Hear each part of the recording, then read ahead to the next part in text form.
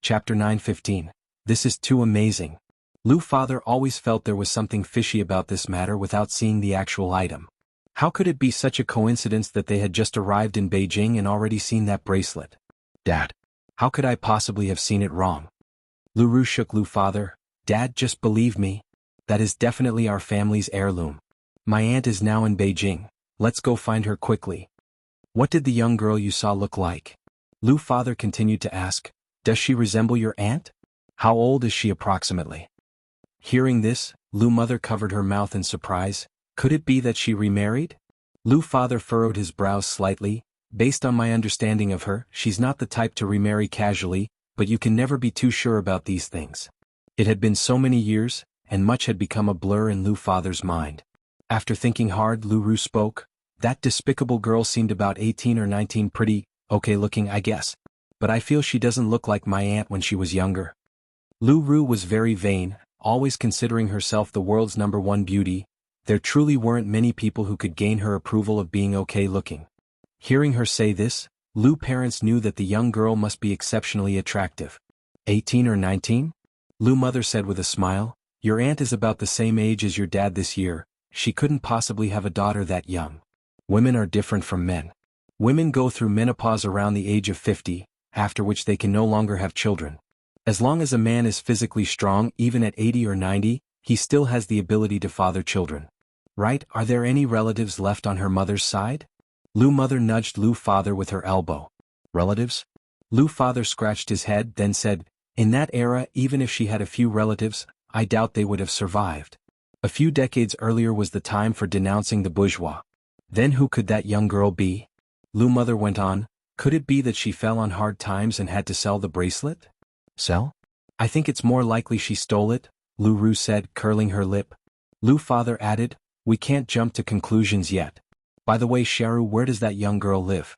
Let's go have a look now. In the years of denouncing the bourgeois, privately hoarding gold and jewelry was forbidden. Gold and jewelry were worth less than scrap metal. Back then, many people couldn't even trade a gold bar for a bowl of white rice, and if you were caught trading privately, you would be labeled a speculator. So, the likelihood of theft was not high. Although Lu father was old, he wasn't confused. I don't know where she lives, Lu Ru said. That worthless girl had no manners at all. Ask her one question and she'd explode like she'd swallowed gunpowder. She even pushed me to the ground. I've never seen such a person in my life. If she had been on Bay Island, she wouldn't have gotten away with it. If it were on Bay Island, who would dare provoke her? Only someone with a death wish. Lu father continued, it could also be a relative from her family. She's alone now, getting on in years, so it wouldn't be strange for her to have given the items to a family member. Right, Sharu, you need to change this temperament of yours. Don't just throw around accusations calling everyone a despicable girl. If that bracelet really belongs to your aunt, then she's our relative. As he finished, Lu father also warned, besides, this is Beijing, which is different from our Bay Island. If you truly offend some noble person, even I might not be able to protect you. Taiwan Island is just a small island. But this is Beijing. The total area of Bay Island is about the same size as Beijing, but Beijing is only 1% of China. 100 Bay Islands cannot compare to one China. So, it's necessary to keep a low profile when the time calls for it. I know, Lu Ru replied nonchalantly and then said, Dad, since we're sure that Aunt is in Beijing, let's hurry and find her. She'll definitely be so happy to see us. Lu father did not speak. Lu mother said, Exactly. Sharu, you're right, we need to find your aunt as soon as possible. Lu Ru went on, Dad, would you be able to give me that bracelet when the time comes? She had taken a liking to the beautiful bracelet at first glance. Lu mother said with a smile, Of course, we'll give it to you. Your dad and I have only you for a daughter. Who else would we give it to if not you? Chapter 9:16. This is too amazing. _2. That's wonderful. Lu Ru was overjoyed, hugging her mother tightly. Mom, thank you. I love you. The mother and daughter were ecstatic, but the expression on Lu Ru's father's face was somewhat heavy. After lunch, Lu Ru's mother hailed a cab and went out on her own. Soon, the car stopped next to an ordinary residential area.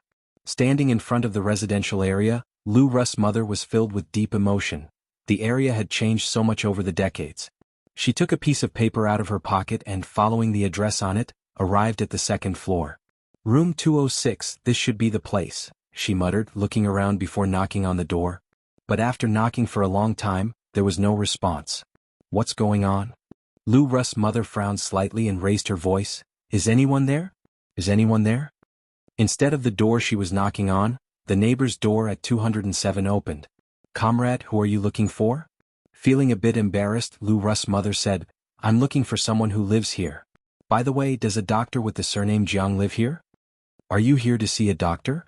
The neighbor scratched his head, looking at Lu Russ' mother. You look quite similar to Dr. Jiang. Are you related? No, no, no, Lu Russ' mother quickly denied. I have no family connection with her.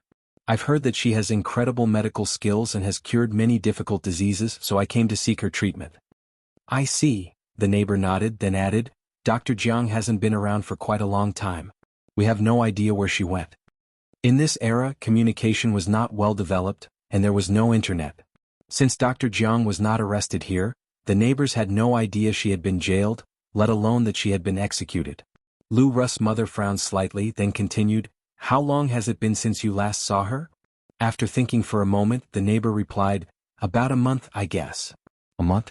That was exactly when they had arrived in Beijing. They had just come here and hadn't settled down yet, so she hadn't come to find Dr. Jiang right away. As she spoke, the neighbor continued, It's odd. When Dr. Jiang was living here, her nephew used to visit her often.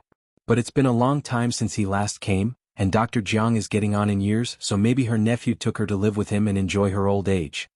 Without further conversation, Lu Russ' mother thanked the neighbor and then turned to leave. Had Dr. Jiang really been taken away by her nephew to enjoy her old age? Lu Russ' mother sighed, glancing back at the direction of the residential building, her face filled with worries. Where on earth could she have gone? On the way back, Lu Russ' mother noticed a detective agency and walked in. Jiang Yin.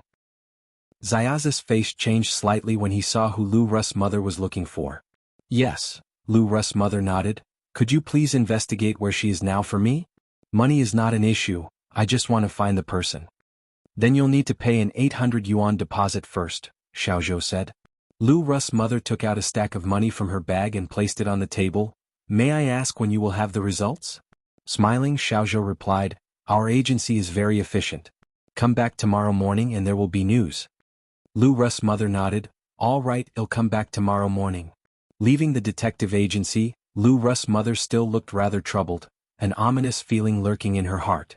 Looking through the glass window at Lu Russ' mother's retreating figure, Xiaozhou narrowed his eyes slightly. When Ni Yang returned to Jinghua village, it was already past 12 p.m.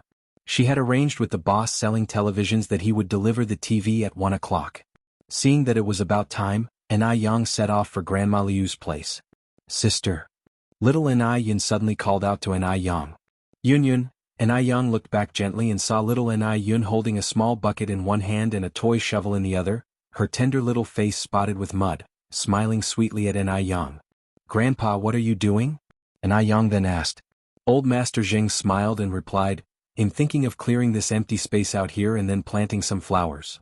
Old Master Zheng was a gardening enthusiast who loved planting flowers. The village had plenty of space perfect for him. He saw a vacant plot next to the house and, not wanting it to go to waste, decided to turn it into a flower garden. He also planned to dig a little fish pond so he could enjoy some fishing in his spare time. Ni Yang nodded, then added, If you need any help, just call me. I'm heading over to Grandma Liu's for a bit. Chapter 917. This is too amazing. _3. Upon hearing this, little Ni Yin quickly threw away the small shovel and patted his chest, saying, Sister, I can help Grandpa. I'm really great. Elder Zheng laughed and said, Yes, Yun Yun can help me, Yang, you don't need to worry about me anymore. Go ahead and do your thing. Ni Yang arrived at Grandma Liu's house. Grandma Liu was bathing her cat on the balcony. At the time, it was rare in the countryside for people to bathe their cats, but Grandma Liu was such a particular person. Due to her aristocratic birth, she always carried an inherent dignity. Even though she was down on her luck now, that dignity was still preserved. Meow meow meow. Grandma Liu had not yet seen Ni Yang. It was the little cat that saw her first. Yang is here. Seeing Ni Yang, Grandma Liu smiled happily. Grandma Liu, you're bathing Depang. Depang was a Chinese orange tabby cat, known for being particularly plump. Depang's plumpness was partly due to the food, as Grandma Liu would even save the food she herself was reluctant to eat for Depang. Depang was not only fat but also very intelligent, which was why Grandma Lu particularly adored him. Grandma Lu smiled and nodded. Yes, it's been several days since Depang last bathed, and it's almost getting infested with bugs. They were chatting when a blue farm vehicle stopped at the doorstep, and a middle-aged man jumped down from the vehicle and shouted, "Comrade, is the television to be delivered here?" "Yes," and I Yang walked over. "Please help bring it inside." "All right." Two men lifted the 18-inch television and followed I Yang into the house. Grandma Lu was startled. Yang, what is this about?" I Yang smiled and said, "It's like this, Grandma Lu, I won a television from a purchase today, but we already have one at home, so I brought this one over for you so you can watch it when you're bored." Afraid that Grandma Lu might reprimand her for frivolous spending and worried that Grandma Lu might refuse to accept it, I Yang said the television was a prize. "You can win a television as a prize?" Grandma Lu was skeptical. "Really?" I Yang nodded. "Grandma Lu, if you don't believe it, you can ask these two uncles." The two men carrying the television were sharp-witted and quickly smiled. "Old lady, this young comrade didn't deceive you. The television was indeed one. This young comrade is really lucky, it's so enviable." Grandma Lu continued, "Even if it was won as a prize, I still can't accept it. This television is expensive and you could sell it for quite a lot of money. Old lady, this is also a token of your granddaughter's filial piety. Please accept it." I Yang quickly interjected, "Grandma Lu, I really treat you like my own grandmother and you've been so good to me. If you don't accept this television, I won't come to your house to chat next time." Fearful that Grandma Lu might continue to refuse, I Yang added, "And when you gave me this bracelet last time, I didn't refuse, did I? Truthfully speaking, this bracelet is worth much more than the television." "You child." All right, I'll accept it," Grandma Lu said helplessly with a smile. "Comrade, do you think placing the television here would be okay?" one of the movers asked, pointing to a long table in front of the living room. In the countryside, almost every household has a long table in front of the living room. It's not exactly called a table. In some places it's referred to as a coffee table, though it's different from a typical coffee table, and in other areas, it's called a console table. The table is usually used to hold clocks, vases and other ornaments. "That's fine," I Yang nodded. The two men placed the television on the long table, connected the power, and colorful images immediately appeared on the screen. At that moment, the popular TV series Travels of the Prowess Shadow was playing on the television. Grandma Lu exclaimed, "People nowadays are really capable, managing to squeeze humans into such a small, square box like this. Who would have dared to imagine this in the past?" I Yang nodded, "Yes."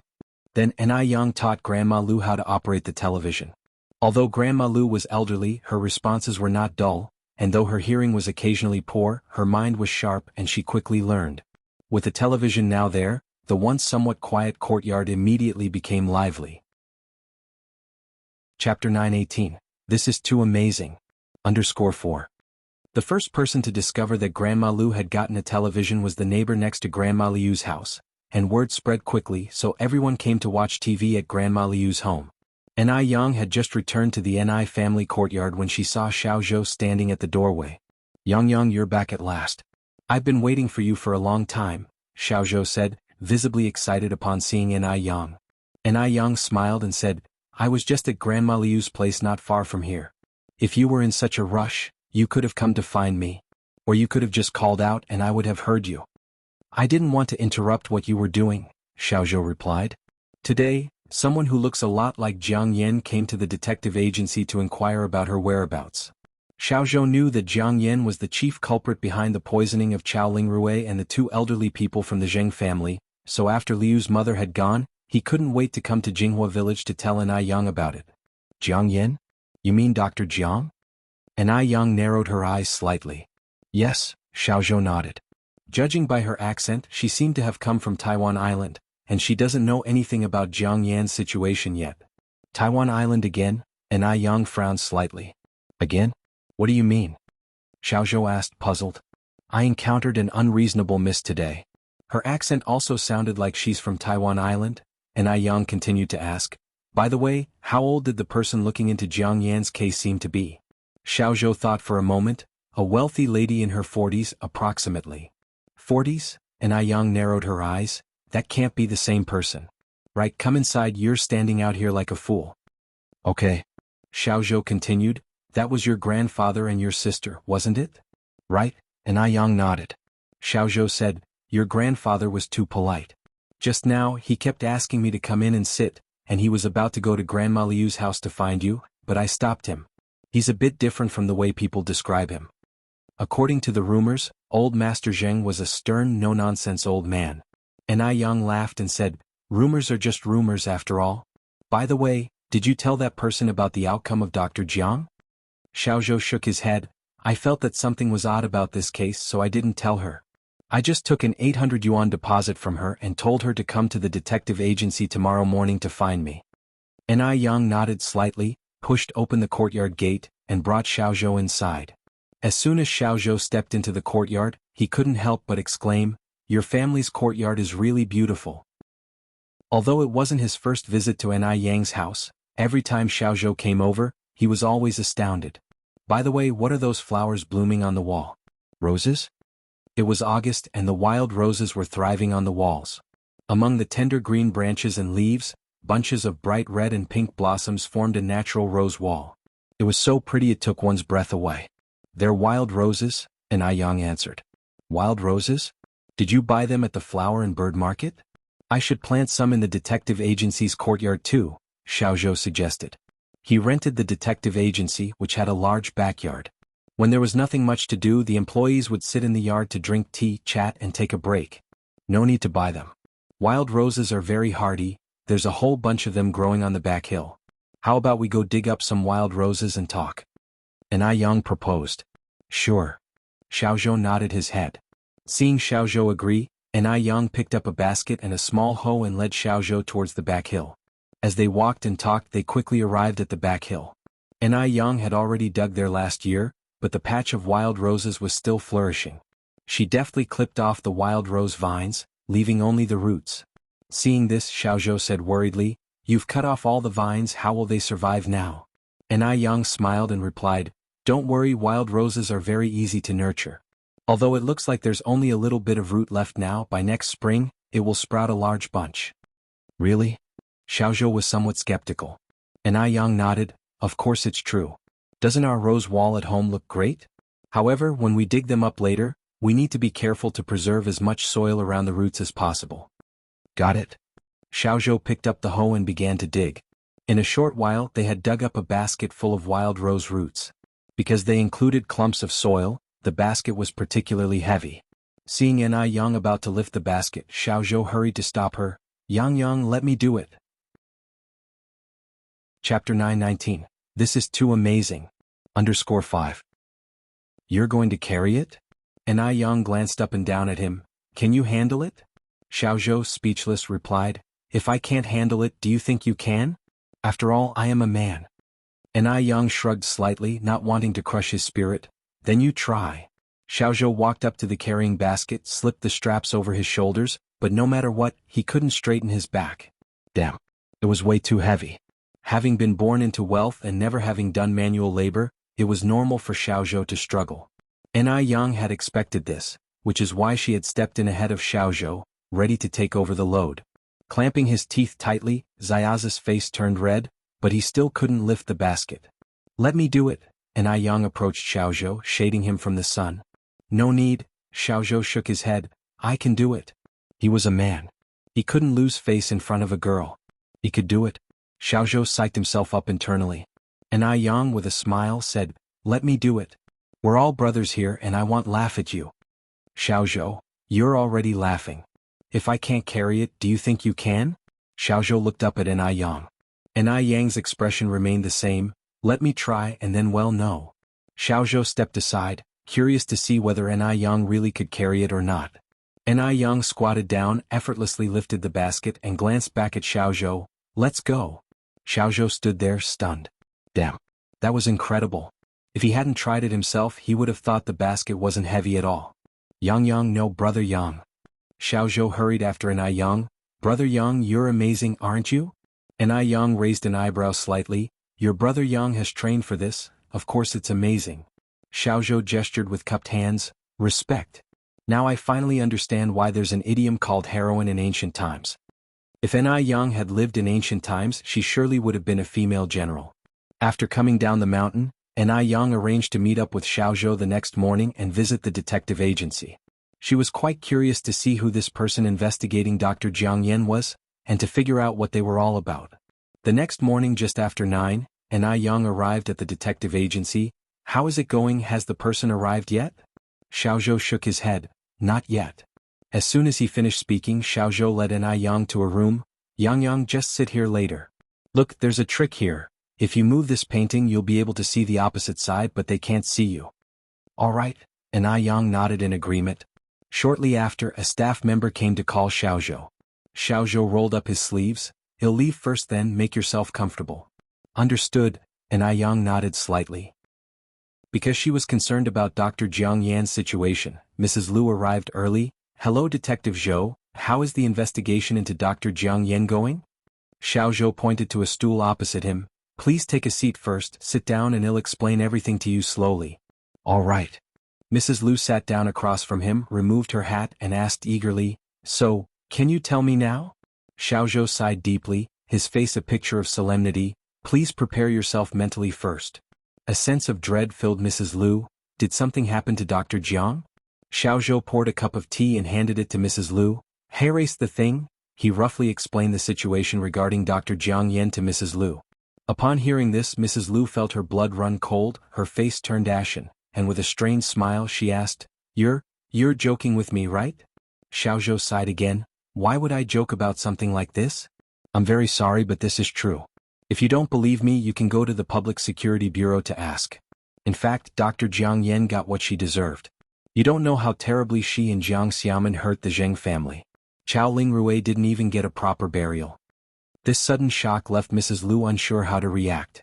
After a long moment she continued, When did this happen?"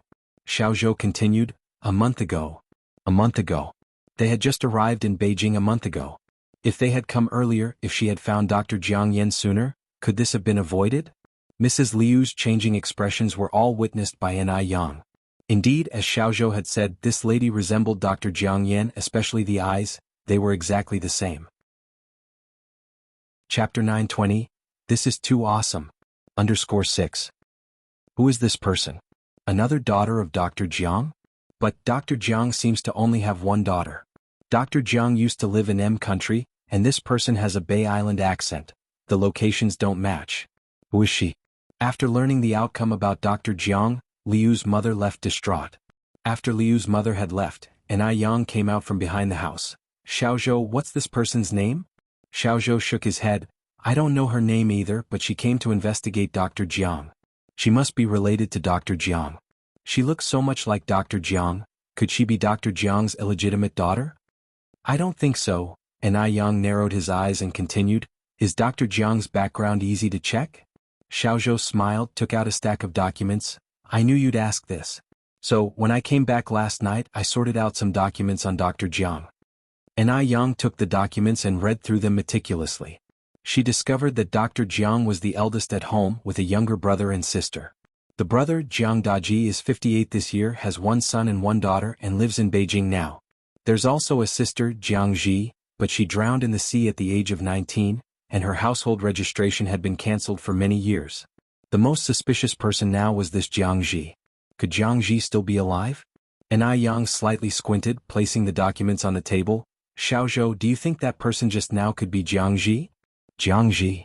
Xiaozhou seemed stunned, then said, "But hasn't Jiangji been dead for 35 years? Could it be a staged death?" Ai Yang said, "Staged death." Xiaozhou frowned, then said, "Why would a perfectly good person stage her own death? Maybe it was because she committed a crime?" Xiaozhou continued, "But staging your own death isn't easy, right?" Ai Yang lightly tapped the table with her index finger. "I always feel this person is not simple. Elsewhere." As Liu's mother walked on the bustling streets of Beijing, her heart felt desolate. She couldn't believe that in just a month, everything had changed so drastically. How could this be? Liu's mother walked up to the mansion where the Liu family lived, then put away her somber expression and pretended to be nonchalant as she entered the house. "Mom, where have you been?" Lu Ru came out from the house just then. Liu's mother responded with a smile. "I felt suffocated in the mansion, so I went out for a walk to familiarize myself with Beijing." "Oh," Lu Ru nodded. "And is there any news from Aunt?" Liu's mother asked. Lu Ru shook his head. Dad has already sent someone to check, but there's no news yet. Oh. Lu Ru added, Mom, you seem off. Are you feeling okay? No. Is Wentong feeling unwell? Should I get the doctor to come and check on you? Liu's father came out from the study room upon hearing Lu Ru's words, appearing very concerned. Speaking of Liu's mother, Jiao Wentong, she was a fortunate woman. Having married the nearly 50-year-old Liu's father at 22, she had always been cherished. After so many years, she was still held dear by Liu's father. Fine. Probably just not used to the climate in Beijing, said Liu's mother. Liu's father nodded. Indeed, the climate here in Beijing is not as good as back home. Wentong, don't worry, once we are done here, we'll go back to Bay Island immediately. Okay, Liu's mother said, then added, I'll go upstairs to rest for a bit. With that, she walked upstairs. Lu Ru quickly asked, Dad, did you find out any news about Aunt? Liu's father shook his head. It's not that quick. If it takes any longer, all the good stuff will be taken by others. Lu Ru sighed, then said, We had an agreement earlier, you must give me that bracelet when the time comes. When have I ever lied to you? That's reassuring. Lu Ru continued, When I run into that savage girl again, I'll definitely teach her a lesson. What if she's a relative from Aunt's family? Liu's father asked. Lu Ru sighed reluctantly, then forget it. For Aunt's sake, I'll forgive her once, but she really is too savage, too ill-mannered. If she really is a relative from Aunt's family, then Aunt's family really lacks manners. Is she really that savage? Lu Qi walked in from outside. Lu Ru nodded, very savage. Very ill-mannered. That kind of wild girl couldn't get married if she were in our area. More than you. Lu Qi joked. Are you even my brother? Lu Ru immediately complained to Liu's father, Dad. Look, he's bullying me. Right then Liu's father chastised Lu Qi. Lu Qi, you are her older brother. How can you bully Xiaoru like that? Don't do this again. Lu Qi retorted speechlessly, Dad, just indulge her. Sooner or later you'll regret it. Lu Ru rolled her eyes at Lu Qi. An I family. Tonight, Shangguan Su and Shangguan Shi also came back. The whole family gathered in the dining room for dinner, the atmosphere very lively. Shangguan Shi asked, Yang, when will your college entrance exam results be out? In the 80s, without the developments of later years, it would take about 20 days after the college entrance exam to get the results. It's already August 10th and the results still aren't out. But fortunately, since the exams were held in July, the school term also starts later. And Yang lightly shook her head, not yet. I heard our teachers say that around the 17th or 18th, we might be able to get the results at school. Shangguan Shi smiled, it's already the 10th today, so soon. By the way, Yang, how do you feel you did? And Yang took a river snail, it should be okay. Zheng Leo Yizi smiled, it's okay even if you didn't do well, you can always retake the exam next year. Since Yang seldom attended school, her family was quite worried about her college entrance exam results. Although the Ni family was not short of money, attending university was still very important. This is because university life not only broadens knowledge but also insights and experiences, and it helps expand social connections. At any time, development cannot be separated from social connections. Yang said, retaking the exam won't be necessary, I think I did well enough for a first-tier university. What did you say? Zheng Leo Yizi was so shocked, his chopsticks dropped on the table. First-tier university? In that era, getting into an ordinary university was considered good. Getting into a first-tier university was beyond impressive. Previously, even Zheng Xianjing, who was quite talented, ended up in a second-tier university. Yang nodded. Zheng Leo Yizi continued, Yang, if you get into a first-tier university, grandfather will go and bring back a truck of firecrackers and set them off for a whole day and night. Chapter 921, Science Top Scholar. Crushing scum in progress. A truckload of firecrackers? Yang said with a smile, Grandpa, you're really exaggerating, aren't you? Old Master Zheng laughed, not at all, not one bit exaggerated.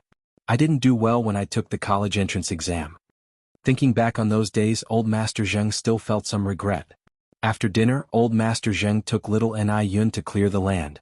Old Lady Zheng and Old Lady Shangguan chatted in the yard, and if they found the conversation dull, they'd go together to visit Grandma Lu. Shangguan Dehui went off to work at the school. As for Ni Tsuehua, she kept herself busy with her own business. Though a lot had happened, Ni Tsuehua never gave up on her spicy strip business. She had now earned 50,000 yuan from selling the spicy strips. 50,000 yuan might not be much to the Zheng family or the Shangguan family, but to ordinary people, it was a considerable fortune. With this 50,000 yuan, Enai Tsuehua planned to start her own food factory and expand her business further. She had no desire to be a full-time housewife. Right then, Enai Tsuehua was carrying her documents to the bureau to apply for a health permit, eager to get the factory business settled as soon as possible. Time flew by quickly. Before they knew it, the day to check exam results had arrived. Both Enai Tsuehua and Shangguan Dehui thought of Enai Yang going to the school to check her results. Enai Yang felt that checking results was a simple matter, and there was no need to make a fuss. The classroom was only so big. If every parent went along, there simply wouldn't be room to stand. It was not appropriate to wear a cheongsam to school, so Enai Yang chose a white mandarin collar blouse cinched at the waist, black wide-leg pants, white sneakers, casually pulled her long hair into a bun, hopped on her bicycle and set off. In this era, parents took their children's academic performance very seriously, so there were quite a few parents accompanying their children to check their results today, but they were all waiting outside the school gate. Yang. Han Xiaoyu had been waiting at the school entrance for a long time and was particularly excited to see Enai Yang. Xiaoyu. Enai Yang jogged over. Yang, your outfit is really pretty, even prettier than a cheongsam. Han Xiaoyu took Enai Yang's hand and looked her over from top to bottom, left to right. Enai Yang smiled. I just picked it up casually. By the way, has the cutoff score been released? Han Xiaoyu nodded. The cutoff scores are out. The first-tier university's cutoff is 588, second tier is 525, third tier is 460, and the college cutoff is 355. And the key 211 and 985 universities start at 600 points. Oh, I heard our school has a runner-up in the science stream. Really? Enai Yang raised her eyebrows slightly. Which class? Han Xiaoyu nodded. Really, it's someone from class 4, I think. There's a huge banner hung up near class 4's building. They say he scored over 600. Han Xiaoyu was disappointed as she talked about it. She had assumed that with Enai Yang's strong performance, she should have at least become the valedictorian or something. But surprisingly, there was not even the slightest buzz about her. Instead, someone from class 4 emerged as the runner-up. It was very strange. The two walked on hand in hand. Just then, a boy wearing the school uniform approached them. Enai Yang. Enai Yang looked up slightly. Li Wei? Li Wei nodded. Enai Yang, have you checked your results? Enai Yang shook her head lightly. Not yet. Li Wei wore a small red flower on his chest, his face unable to hide his excitement. I scored 608 this time, and our class teacher notified me a day in advance. Has your class teacher not told you your results yet? You're the runner-up? Enai Yang asked. Li Wei nodded excitedly. Yes. Indeed, choosing to retake a year was the right decision. Last year he only scored over 500, but this year he scored over 600, becoming the city's runner-up. From Enai Yang's expression, he could tell that she hadn't done as well as him. Because teachers would generally notify students who did well in advance. Li Wei had never felt such a sense of superiority in front of Enai Yang as he did at that moment. He was the city's runner-up after all. No matter how calm Enai Yang appeared, he thought she must be admiring him to death inside. Congratulations. Enai Yang's expression remained unchanged. Li Wei continued, Enai Yang, if you didn't do well, don't be discouraged. It's quite an achievement for a girl to get into a college. With your grades, getting into a college should be no problem. Amichim. Enai Yang nodded. Just as Li Wei was about to say more, Chen Jinfeng ran over from the side. Xiao Wei. What are you doing chatting with her here for? There's a bunch of journalists waiting outside the school to interview you. Chapter 922, Science Top Scholar. Crushing the Scum in Progress. _2. Chen Jinfeng was like a proud peacock, acting as if nobody was good enough to match her son. Her son was the second highest scorer. If this were ancient times, he could have climbed straight up the ranks to a high official position. What about Enai Yang? Enai Yang was just a country bumpkin. A worthless private entrepreneur. Did she think she could aspire to her son's level? She was utterly lacking in self-awareness. Li Dongliang said to Li Wei as he pulled him along, let's go. Son, we must hurry. We don't want the journalists to get anxious. This was Li Dongliang's first time being on television in all his years. Though it was his son who scored second, he, as the father, basked in the reflected glory. Li Wei looked back at Enai Yang. And Yang, it'll be going ahead then, don't be too sad. After all, grades don't represent everything. Let's go, Chen Jinfeng urged as she walked away. Son, why waste words on her? You're not even from the same world as her. Han Xiaoyu looked back at the Li family of three and curiously asked, Yang, you know that second highest scorer? And Yang nodded without hiding anything. I met him back when I was running a noodle stall. Han Xiaoyu exclaimed, that's incredible. He even managed to become the top scorer in the entire city. At that time, earning the second highest score was an immense honor. It signified a bright future ahead. They walked and chatted until they reached the classroom in no time. There were already lots of people in the classroom, waiting just for the homeroom teacher to announce the results. And Yang's arrival once again caused a sensation. The looks from everyone were mixed. There was admiration, but also mockery, schadenfreude, and other complicated expressions all intertwined. You see, Yang used to often rank first in the entire school, but now the second highest score had been snagged by someone from class 4. That was a bit strange. Before this, everyone thought that Yang would at least rank within the top 3. But now that the results were out, she didn't even make a splash. I think her high scores in the previous exams were all cheated. I agree. Tsk, what a shameless act. I really thought she was something. Turns out it was all copied. Among them, Zhou Xueme was the happiest. She had despised Yang since the day of the transfer student exam. Yang was not only pretty but also had great grades. As soon as she arrived at city number 3 high, she was nicknamed the school beauty. At that time, Zhou Xueme had found it strange. How could there be such a perfect person in this world? Pretty and smart? Normally, pretty people aren't very bright. So, it was all cheating. Zhou Xueme looked at Yang and said sarcastically, Tsk, you still have the nerve to come to school to check your scores? If I were you, I'd be too ashamed to show up. Yang raised her eyebrows slightly. Why should I feel ashamed to come here? Zhou Xueme had suffered at Yang's hands before and didn't dare to be too aggressive, tauntingly saying, Yang, you used to often rank first in the whole school, didn't you? Why so quiet this time? Not only did you not score high, but Brother Away also got the second highest score. I remember every time your grades were way above Brother Away's. Zhou Xueme. What do you mean by that? Han Xiaoyu stood up and looked at Zhou Xueme. Means she cheated, can't you understand? Zhou Xueme stood with hands on hips. Don't talk nonsense. Yang would never cheat. Han Xiaoyu was furious. She had great faith in Yang's character and knew Yang would never cheat. Perhaps this time it was just a fluke on Yang's part. It's normal to mess up under the intense atmosphere of the examination room. Zhou Xueme retorted, if there was no cheating, then how come she didn't get the scores during the college entrance exam? Always first place during regular tests, but exposed during the college entrance exam. She still has the nerve to say she didn't cheat. What a shameless claim. It's easy to cheat during regular tests, but the college entrance exam was so strict that there was no possibility of cheating, which is why Yang didn't achieve a high score. With these words, the classmates around nodded in agreement, finding Zhou Xuemei's words reasonable. Right, Zhou Xueme is right, Yang definitely cheated. I was wondering how she always managed such good grades, always coming first. It turns out she cheated her way to the top. Han Xiaoyu, less articulate than Zhou Xueme, was beside herself with anger and didn't know what to say. She pointed at Zhou Xueme and stammered, You, what are you talking about?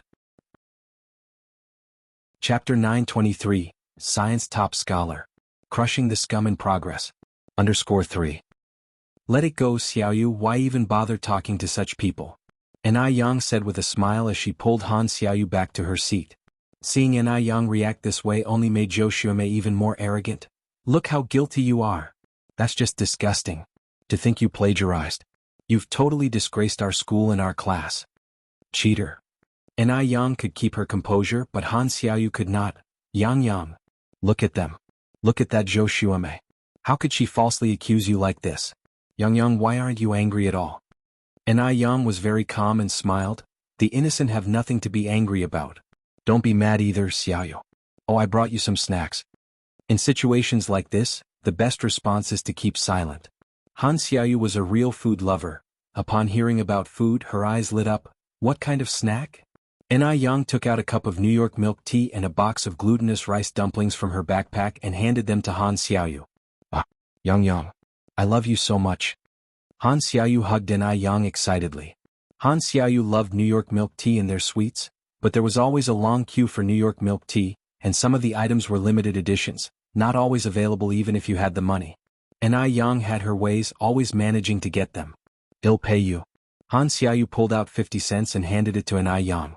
Yang smiled and said, "You always insist on paying, but we are about to graduate. This treat is on me." Although Han Xiaoyu loved her food, she never took advantage of Yang. Even if Yang refused to take money, she insisted on giving it to her. Teacher's office. It wasn't just the students of Class 5 who were taken by surprise, but also the homeroom teachers of various classes. Everyone thought Yang would surely be in the top 3. Unexpectedly, the second top spot went to someone from the neighboring Class 4. Yang didn't make even a splash. Such a disappointment. Coincidentally, Zhang Chang taught Class 4. He walked up to Teacher Su, all smiles. "Teacher Su, hasn't the admissions office called you yet? With Yang's marks, she should at least be the city's top scholar, right?" That last remark was clearly meant to be sarcastic. If a school had a student scoring in the top 3, the city admissions office would notify them in advance. Journalists would also arrange to come for interviews in advance. That's why everyone else didn't know their scores yet, but Li Wei had already been informed he was the second top scorer. Before Yang was assigned to his class, Zhang Chang was incredibly envious, especially seeing her score first in the whole school. Unexpectedly, she didn't have what it takes. Her past achievements were clearly plagiarized. Such people reveal their true colors come examination time.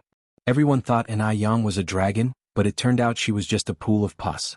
How disappointed Zhang Chang had been before, he was now equally triumphant. Second top in the city? A student taught by him. Fortunately, Yang wasn't moved directly to his class back then, or he would have been the laughingstock now. Zhang Chang patted Teacher Su on the shoulder. "Ah, Teacher Su, don't be too upset. Such rankings are not that important. Not every student can score high. It's already quite an achievement for our school to have Li Wei from our class as the second top scorer." As he finished speaking, Zhang Chang looked toward the principal and continued, "Principal, the journalists are waiting at the door to interview me. I'll head over there first. You should come soon too, they'll definitely want to interview the school's principal." "All right," the principal nodded. Actually, the principal was also very disappointed with Yang. He had thought that Yang would definitely clinch the city's top scholar spot. He had even bragged to the principals of the neighboring number 1 and number 2 schools, claiming that this year's city top scholar would undoubtedly be from their school, only to be blindsided by Yang's performance. Fortunately, the city's second top scholar was still from their school. Otherwise, it would have been a complete disgrace. On reflecting upon this, the principal felt a bit better. He sighed and said, "Teacher Su, what's going on with Yang? Her previous performance wasn't really plagiarized, was it?"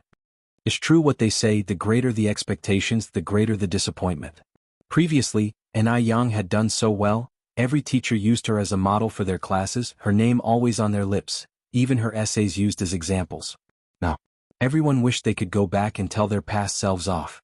Isn't this presenting students with a negative example? Chapter 924, Science Top Scholar. Crushing the Scum in Progress. _4. Teacher Su pushed up his glasses. "No, I believe our Yang wouldn't plagiarize." As a teacher, Mr. Su had great faith in Yang's character. He believed she wouldn't plagiarize. With Yang's character, she wouldn't even dignify that by stooping to do such a thing. The principal sighed again, but the fact that Yang didn't achieve the results is true. Just like Teacher Zhang said, given Yang's previous mock test scores, she should have at least secured the top position in the city. If not that, at least she should have been among the top 3, right? You know, her previous results were much better than those of Li Wei. Now that Yang didn't achieve the scores, how could everyone trust her? Teacher Su pushed his glasses up again. "He'll call the city admissions office and ask." Zhang Chang shook his head. "Teacher Su, you should face reality. I think Yang has been academically dishonest. That's why she resorted to these stealthy tactics." Teacher Su was very angry. But he couldn't refute without evidence. His rebuttals had no grounding. Just as he was about to make a call, the phone on the desk rang. "Hello, good day," Teacher Su answered the phone. It was not clear what was said on the other end, but Teacher Zu's expression gradually hardened, and after a long pause he finally said, What did you say?" The person on the other line repeated the words. "Really? The top scorer in the city's exam is really our Yang." Teacher Su jumped up excitedly. Even though he was in his 50s, He was as joyful as a child at that moment. "Comrade, are you sure there's no mistake? This is City High School number 3, I am Su Lei, the homeroom teacher of senior year class 5, he said, holding the handset in one hand and picking up a piece of paper with the other hand, continuing, "Our Ni Yang's examination registration number is 340823. Yes, Teacher Su, this year's science subject top scorer in the exams is your student Ni Yang, who achieved a high score of 648 points. Moreover, she is also the national top scorer. Congratulations." Teacher Su was almost floating. 648 points. You must know the total possible score was only 650. What did Ni Yang eat to grow up with? How could she be so brilliant? Thank you. Thank you, comrade. I'll treat you to a meal sometime, Teacher Su, overwhelmed with excitement, blurted out. Just as he was about to hang up the phone, he suddenly thought of something. Right, comrade, wasn't the top scorer usually notified in advance? Why was it so late this time? They had thought that Ni Yang's previous results were false, so she didn't do well in the exams. The person on the other end explained, because Ni Yang's results were so exceptional, our admissions office had to review them several times. Initially, when the admissions office learned of Ni Yang's results, they even suspected that there might have been errors during the marking of the papers. Thus, they conducted several detailed checks, and after confirming there were no issues, they finally dared to call Teacher Su. Teacher Su nodded. "Oh, I see. Comrade, you really worked hard." As soon as Teacher Su hung up the phone, the principal, who couldn't wait any longer, grabbed Teacher Zu's arm and asked, "Teacher Su, was that a call from the city admissions office?" Teacher Su nodded. The principal continued, "Ni Yang won the top position in the city?" Teacher Su nodded again. "The top position in the city? It was really the top position in the city?" The principal thought he was hallucinating and asked several times over. Then the principal asked, "Then why didn't the city admissions office notify us earlier?" Teacher Su explained the process again, and after hearing it, the principal was stunned. "What? 648 points.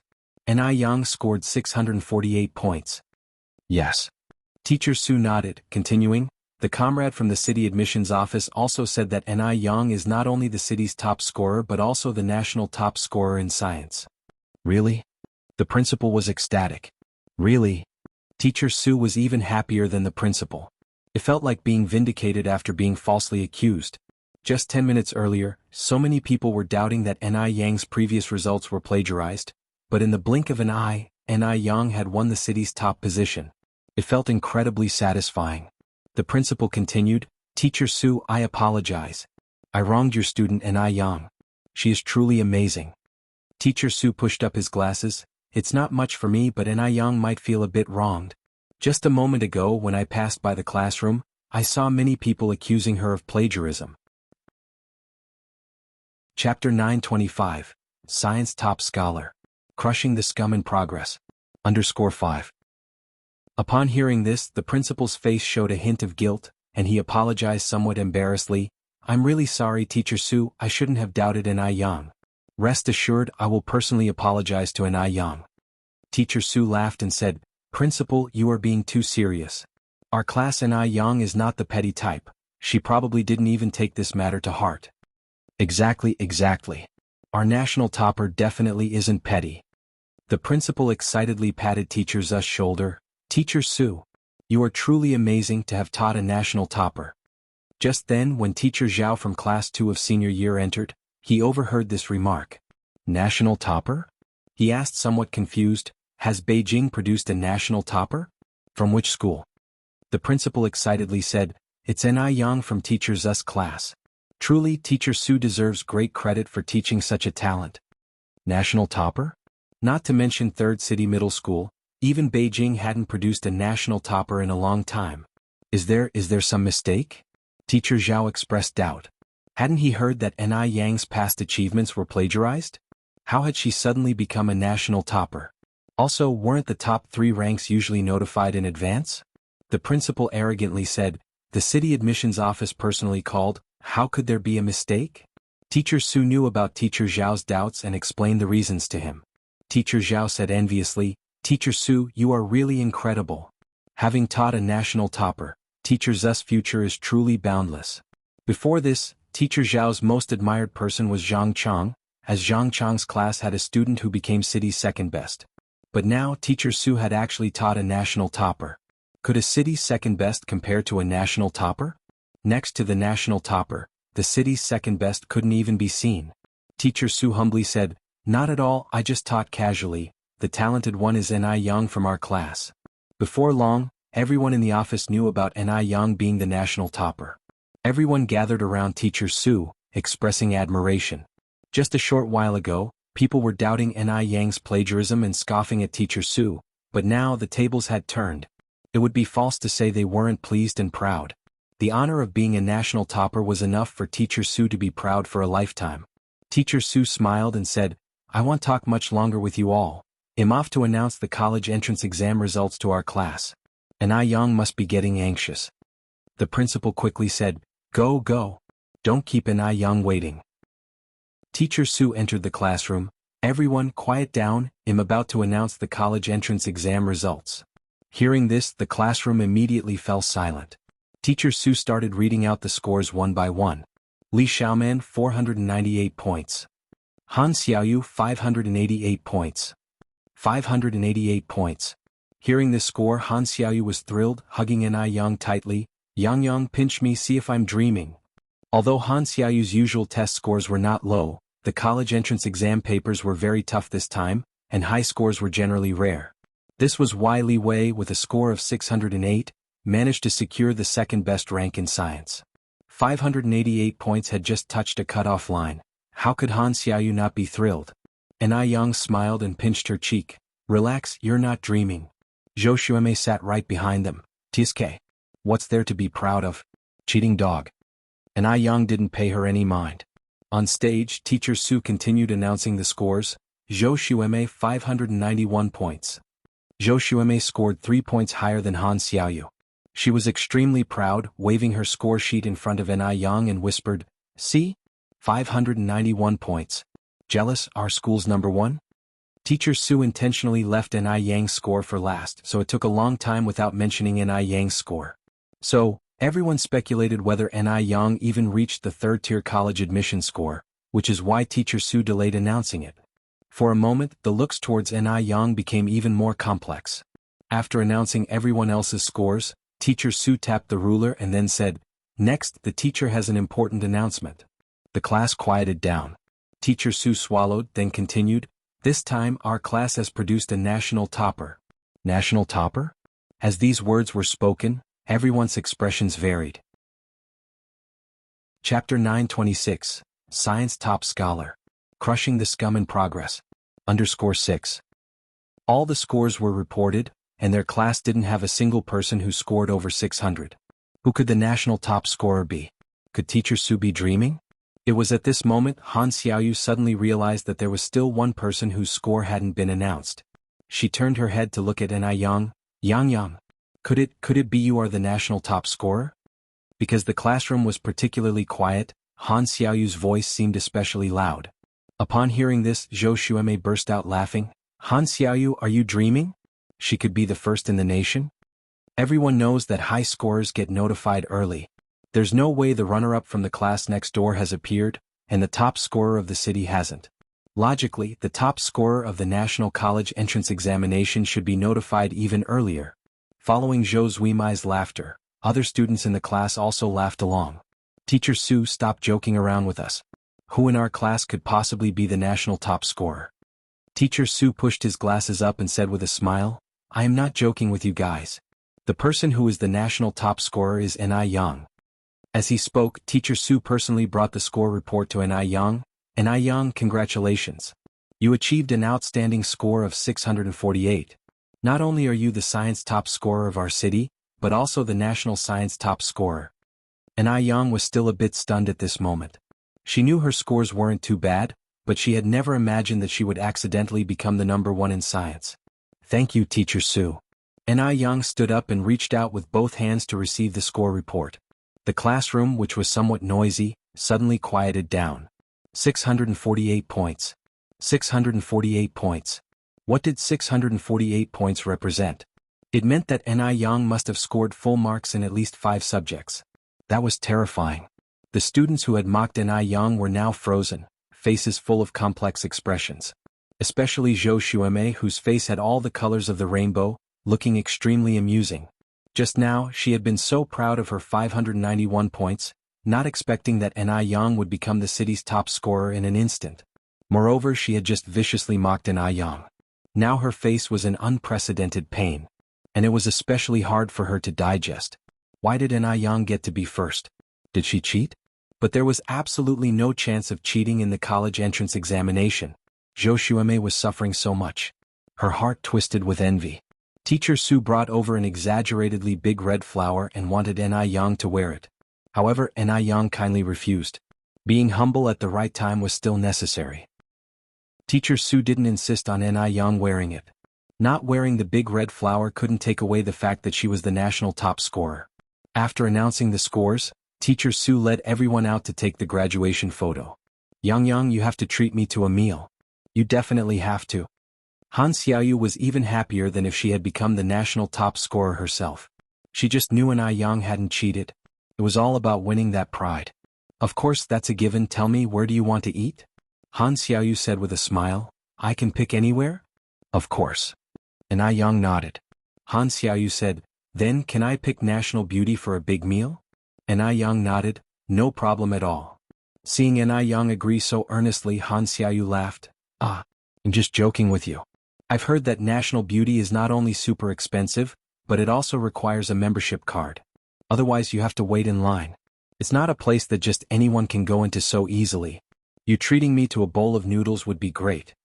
Han Xiaoyu was just teasing Ni Yang, never intending to really go to Gus Tianxiang for a meal. Ni Yang smiled and said, I was just joking with you too.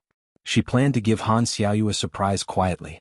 When they went out to take their graduation photos, a bunch of journalists were interviewing the salutatorian, his family, as well as Zhang Chang at the campus gate. Li Wei saw Ni Yang and her classmates walking from that direction, his face full of a sense of superiority. Ni Yang must be envious of him now. After all, he was the salutatorian. But some things, even if envied, could not be obtained. Just then, a journalist extended the microphone and asked, Li Wei, as our city's salutatorian, can you tell us about your self-awareness? Li Wei was about to answer when a large group of journalists surged in from outside, and he was startled. Were all these journalists here to interview him? It must be so. After all, he was the city's salutatorian. A rare genius seen once in a century. Thinking this, Li Wei straightened his collar. He wanted to be on television in his best spiritual state. Because then, everyone in the country, including Ni Yang, would see him. Just as Li Wei was about to answer the journalist's question, the journalist's pager suddenly rang. The journalist glanced at the pager and his excited expression changed. Oh my God! The national top scholar. It's been years since Beijing produced a national top scholar. Everyone wanted to interview this national top scholar first. The journalist quickly pulled the microphone away from Li Wei and ran with the others towards the campus. Li Wei was dumbfounded. Weren't these people here to interview him? The national top scholar? Did someone from City Number 3 High School become the national top scholar? Li Wei suddenly felt his brain wasn't quite keeping up. Did their school really produce a national top scholar? That shouldn't be right. If there really was a national top scholar, one would expect the news to have been posted earlier, not waited until now. Chen Jinfeng very dissatisfiedly said, What are these journalists doing? Have they gone mad?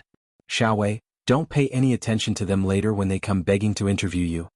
Zhang Chang also felt quite baffled. Because he was so eager to come out for the interview, Zhang Chang completely missed the news about Ni Yang being the national top scholar.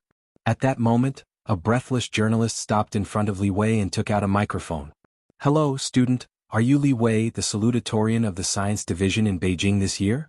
Subsequently, many other journalists also took out their microphones. Seeing this, Li Wei breathed a sigh of relief. It seemed there were still people who wanted to interview him.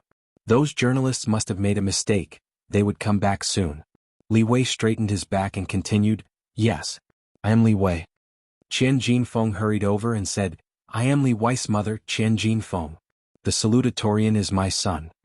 It was her first time on television, and Qian Jinfeng was particularly excited, even wearing light makeup and a skirt she usually didn't wear. She couldn't wait to announce to the whole world that she had a son who had become the salutatorian. Li Dongliang of course wouldn't miss this good opportunity to be on TV. I am the father of the salutatorian, Li Dongliang. Zhang Chang cleared his throat.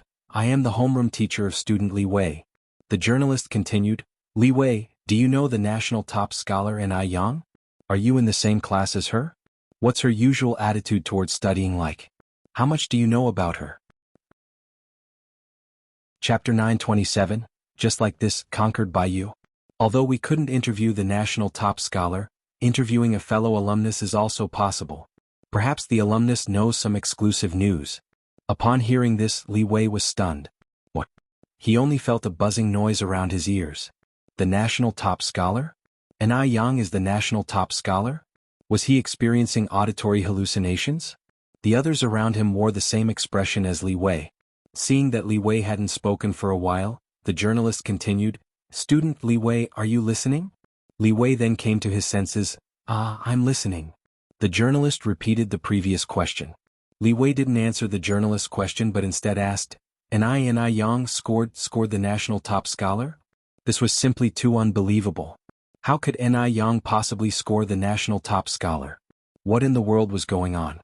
Just a second ago, Li Wei was basking in the joy of having secured the second highest city rank, but the next second, he felt like he had fallen into an ice cellar. A chill spread throughout his body. Zhang Chang beside him was completely flustered. How could N.I. Yang have achieved the national top scholar? If she had scored the national top scholar, why hadn't there been any indication beforehand?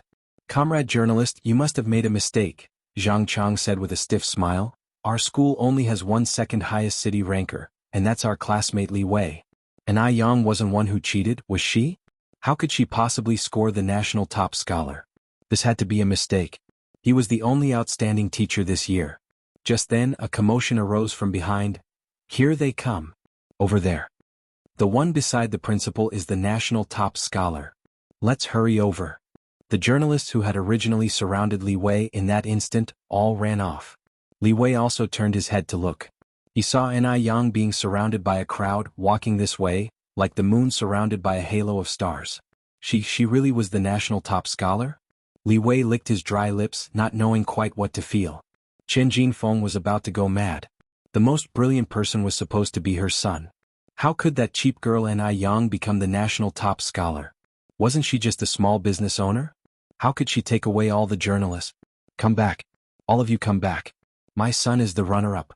Don't you want to know about his study methods?" "Mom, stop it." Li Wei pulled Chen Jinfeng back. "Aren't you ashamed?" Reluctantly, Chen Jinfeng closed her mouth. "These people are crazy. Crazy. They leave you, the runner-up, uninterviewed to actually go interview that small business owner. Who knows if her national top scholar title is even real?" Chen Jinfeng said.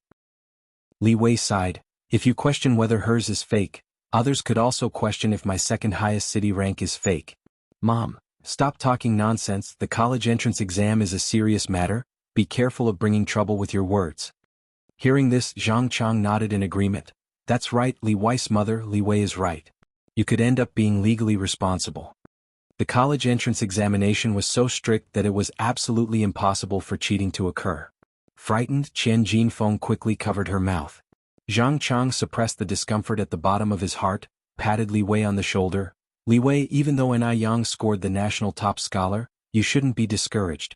You secured the second highest city rank. The teacher is already very happy. This is the first time I have taught a student who achieved such a rank. As a teacher, one must not say things that could harm a student's spirits at times like this." Zhang Chang wasn't a muddle-headed person either. Li Wei nodded. "I understand, Teacher Zhang." Li Wei truly felt bitter. He had been proud of having scored the second highest city rank and had even advised N.I. Yang not to be discouraged. But unexpectedly, the situation had turned upside down in an instant. He was merely the second highest city ranker. How could he compare with N.I. Yang? "Xiaowei, don't be sad, you are still the pride of your father's heart." Li Dongliang patted Li Wei on the shoulder. Li Wei nodded again, then turned his head to look over at N.I. Yang. At that moment, N.I. Yang was being interviewed by journalists. Upon seeing N.I. Yang, the journalists were quite amazed. "Who said that good students weren't pretty? Look how beautiful N.I. Yang is. No matter from which angle the camera shot, there were no blind spots." Moreover, not only was N.I. Yang beautiful, but she also had an excellent demeanor, without the typical nerdy air of someone who had buried themselves in books. She was youthful and vibrant, truly a representative of contemporary students. "N.I. Yang, when did you find out you were the national top scholar?" asked the journalist. "N.I. Yang, how are you feeling right now?" Chapter 928, just like this, conquered by you? Underscore 2.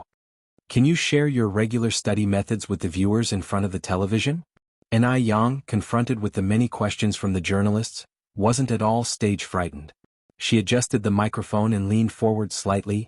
I just found out about this news myself.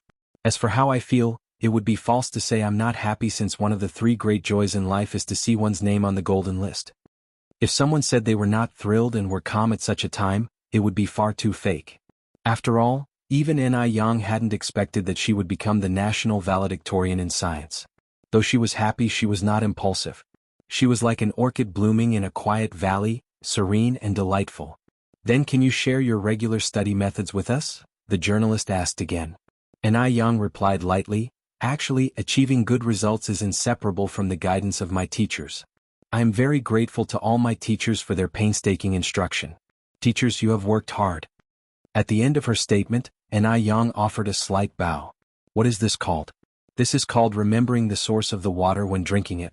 You cannot let success make you arrogant and forget the hard work of your teachers. In her past and present lives, Ni Yang had always been a businessperson. She knew how to build good relationships and that one must be adept in handling various situations. Hearing this, Teacher Su and the teachers of other subjects were overjoyed. Ni Yang was just too sensible. What does it mean to have a proud student? This is what it means to have a proud student. The journalists immediately passed the microphone to the teachers, letting them share their educational insights with everyone. The Chinese, mathematics, English teachers, and so on were all surrounded by the journalists in an impenetrable crowd. Since the reinstatement of the college entrance examination in 1977, number 3 high school in the city had never seen such excitement. After interviewing in a circle, another wave of commotion spread through the crowd. The mayor is here. It really is the mayor. At this time, the mayor coming over was obviously here to commend the national valedictorian. The journalists quickly gathered around. The mayor was extremely excited. Keep in mind that Ni Yang scored first in the national science examination. She not only brought glory to the school, but she also brought glory to Beijing. Besides, Ni Yang's total score was 648 points. There was a 20-point gap between her and the second place. Yet between the second and the third place, there was only a 2-point gap, and only a 1-point gap between the third and the fourth place. The gaps between the fourth, fifth, and subsequent places were at most 3 points. But Ni Yang had outpaced them all by a long shot. It goes without saying how formidable Ni Yang's ability really was. Hello Ni Yang, the mayor extended his hand. I am Wu Jianhai, the mayor of Beijing, and on behalf of all the citizens, I congratulate you on achieving the national valedictorian in science. Ni Yang shook hands with the mayor. Thank you, Mayor Wu. Having become the national valedictorian, the reward was certainly not going to be meager. The mayor then presented Ni Yang with a cash reward of 5,000 yuan. Naturally, to be fair and just as this year's city salutatorian, Li Wei also received a reward of 500 yuan. The country values education highly. These individuals are the future pillars of the nation. Clutching the 500 yuan in his hand, Li Wei couldn't quite pinpoint his feelings. In the 80s, 500 yuan was a lot. A regular family could not earn 500 yuan in a year. If it had been an hour earlier, Li Wei would certainly have been overjoyed. But now he couldn't feel happy at all. Compared to Ni Yang's 5,000 yuan, what was his 500 yuan? He felt like a complete joke. Li Wei jerked off the big red flower from his chest, just about to throw it into the trash, but as he reached out halfway, it was as though he reconsidered something and withdrew his hand, putting the flower back on. Today was his high school graduation day, and if this act was spotted by others, it might invite criticism. He couldn't be like this. Although he did not score as well as Ni Yang, he was still the salutatorian, and he could not lose his dignity. After composing himself, Li Wei approached Ni Yang. Ni Yang, congratulations to you. Thank you. Ni Yang smiled faintly. As Li Wei was about to say more, he was abruptly pulled away by Qian Jinfeng. So the national valedictorian is a big deal, huh? The wheel turns, what's on top today may be on the bottom tomorrow. It's still unknown what the future holds. Xiao Wei, let's not bother with her. Li Wei, feeling very uncomfortable at the moment, had no desire to argue with Qian Jinfeng, offered Ni Yang an apologetic smile, and left with Qian Jinfeng. After the journalists conducted their interviews, Class 5 began to arrange for the graduation photo. Chapter 929, just like this, conquered by you. _3. In an era where communication technology was not advanced, graduation photos were still very important. After today's farewell, some people might never have the chance to meet each other again in their lifetime. Unlike later generations where you can keep in touch through WeChat, QQ, back then even big cell phones weren't produced yet. Hence, Yang brought her family's camera specially today. After the graduation picture, she could also take individual photos with other classmates. Yang, take several more pictures for us, Han Xiaoyu urged as she and a female classmate struck the classic scissor hands pose. Okay, Yang pressed the shutter and took several shots. At that time, not many families could afford a camera, so more and more classmates came to Yang for photos. Yang did not refuse anyone, fulfilling everyone's requests regardless of gender. After the photos, Yang also collected everyone's home addresses, planning to mail the developed pictures later. Seeing that Yang was also going to handle the mailing, classmates started offering money. Film for the camera and postage costs money, doesn't it? Yang declined with a smile. Consider it a graduation gift from me. This was an excellent opportunity to establish connections. Class 5 students had performed exceedingly well, and their future prospects were boundless. Even the most unremarkable one now had endless possibilities in the future. You should never underestimate anyone at any time. After taking photos, a few teachers were especially happy and planned to treat the whole class to a meal, which was essentially a parting gathering, as it would be difficult to get everyone together like this again after today. Hearing that teachers were treating them, all the classmates were overjoyed and cheered immediately. Several teachers took everyone to a state-owned restaurant. Though teachers' salaries weren't high at the time, their class had a country's top scorer, and the overall college entrance rate was very good, so there would definitely be rewards from above. Hence, the teachers didn't skimp on ordering. Anything on the menu was fair game, and they ordered more than 20 dishes of meat alone. With 60 people in class 5 plus the teachers making it over 60, 20 dishes wasn't a lot for teenagers with big appetites. When life is successful, one should enjoy to the fullest. Yang was the star of the gathering. She raised her glass and toasted everyone. Thank you for looking after me this past year, teachers and classmates. I'll drink to that first. A full glass of white liquor, and Yang didn't even frown as she downed it. Being a successful businessperson, how could she not drink? Yang's tolerance was honed in her past life. Seeing Yang so hearty, her classmates at the table were astounded. Yang, you really can hold your liquor. Wow. Yang, I thought you didn't drink. Yang was so beautiful, who knew she could drink too? It was really surprising. The teachers were also surprised, fearing that their own tolerance might not match Yang's. Yang smiled and said, my mother also has good tolerance, probably it's genetic. After a round of toasts, everyone began to feast heartily.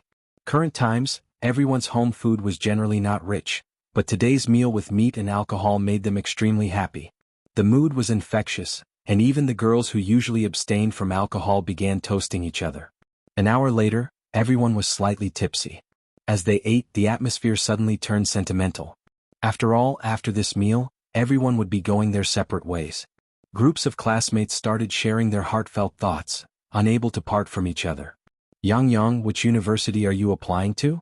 Han Xiaoyu asked Yang. Yihua University, Yang replied. Since Yihua University was in Beijing, it was easier for Yang to look after her business. Han Xiaoyu sighed, if only my scores could reach the threshold, I would apply to Yihua University too. Unfortunately, her scores were just enough for a first-tier university. Yang lifted her glass, her lips curving into a light dimple. Don't worry, Xiaoyu, we're both in Beijing and we'll have plenty of opportunities to meet in the future. Rest assured, our friendship will never change no matter what. Han Xiaoyu raised her glass to Yang's. You're right, Yang. No matter what, our friendship will always remain the same. With that, Han Xiaoyu also emulated Yang, finishing her drink in one gulp. Chapter 930, Just like this I am conquered by you. _4. The cheap liquor burned as it went down, inexplicably choking. Han Xiaoyu's eyes reddened from the choking and she hugged Yang tightly. Yang, I've decided, I'm going to Normal University in Beijing and become a teacher. I'll teach a batch after batch of national top scholars. Good, Yang nodded. Dinner lasted more than 2 hours before finally breaking up. On the way back, Teacher Su found Yang alone. Yang, are you going to apply for Yihua University? Yang nodded, yes. Teacher Su continued, Principal said that with your grades, going to Harvard would be no problem at all. Haven't you considered Harvard? Young not only had no problems getting into Harvard, but Harvard would also waive all tuition and fees, provide free room and board, and once Young filled out the application for Harvard, her household registration would also be transferred to M country along with her student status, making her an official citizen of M country. This was something many people yearned for but couldn't achieve, and yet Young was actually considering Ewha University? Ewha University was very good too, but Harvard was, after all, world-ranked, and the difference between these two prestigious universities was significant.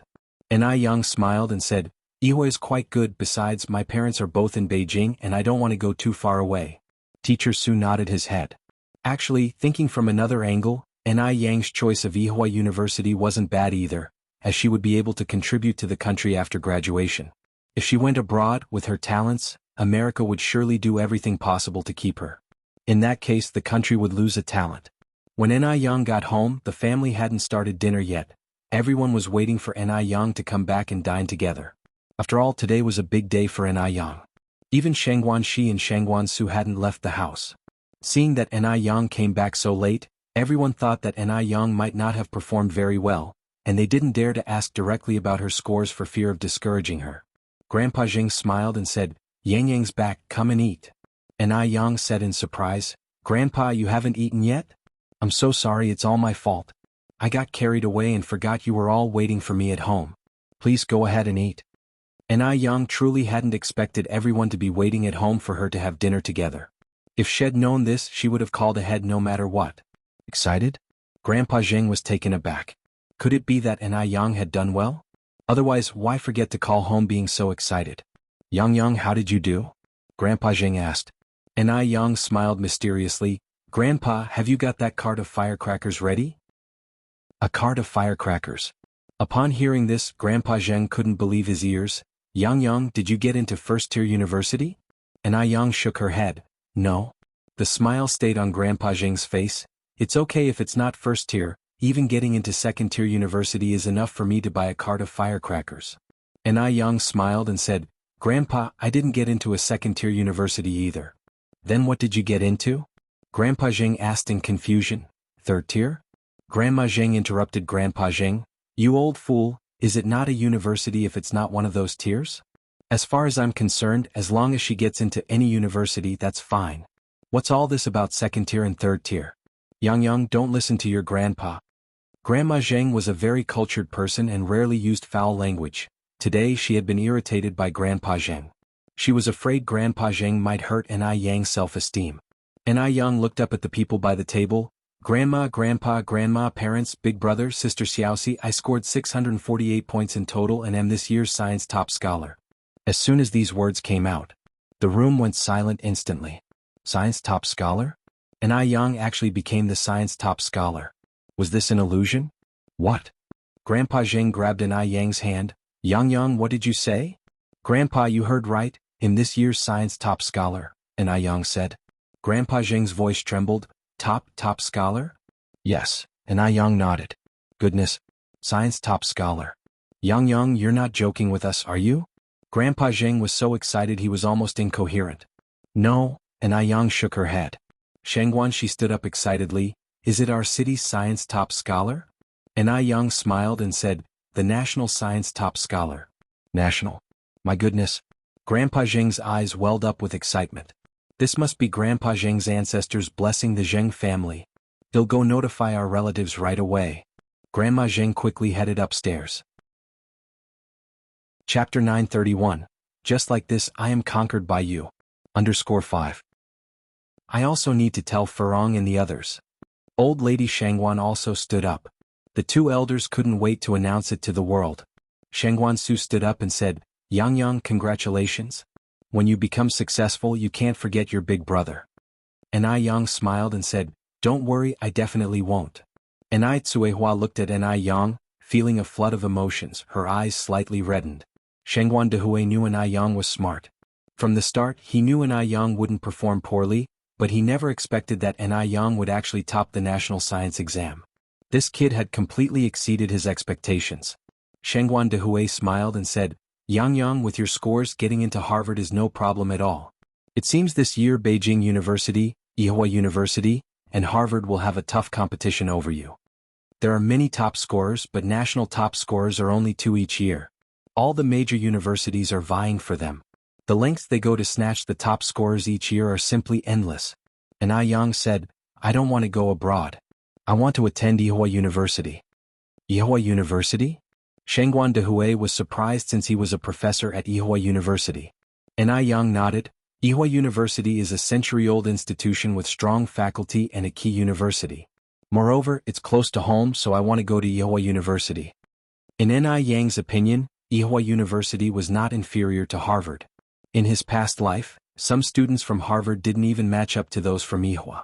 As long as you study well, it's the same wherever you are. Shengguan Dehui nodded. That's great, I'll go back and talk to our principal. He'll probably be overjoyed.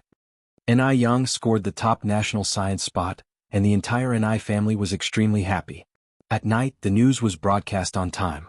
Grandpa Zheng, Grandma Zheng, and old lady Shengguan sat in front of the TV, glued to the screen, afraid of missing anything. After a while, Grandma Zheng excitedly pointed at the TV and said, Here it comes. Here it comes. Yang is on. Ting ting. Dehui. Xiaoshu Xiaoxi. Come quickly. Yang is on. Hearing her voice, Shengguan Dehui and Cuihua dropped what they were doing and rushed over. Shengguan Su and Shengguan Shi also ran over. The calmest person in the family was Yang. Having been a frequent guest on TV in his past life, he was quite used to it. Old lady Shengguan picked up the phone and dialed Shengguan Furong. Furong, you better turn on the TV right now, Yang is already on. Shengguan Shi rested her chin on her palms and watched Yang on TV. Yang, is that male classmate over there from your class? Yang turned his head. Seems like he's from the next class.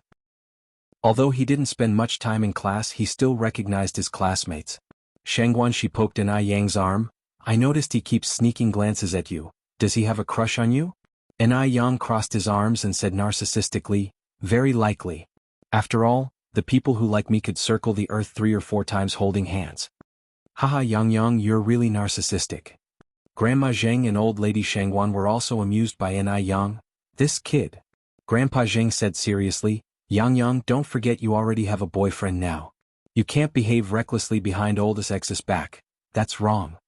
Yang, smiling, said, Grandpa, don't worry, I was just joking.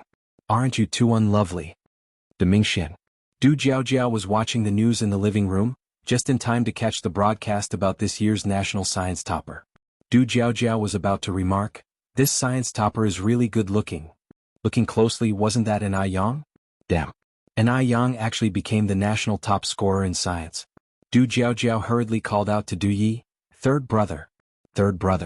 Come here, something has happened. Du Yi walked out of the study room unhurriedly. What's up? Look at the TV.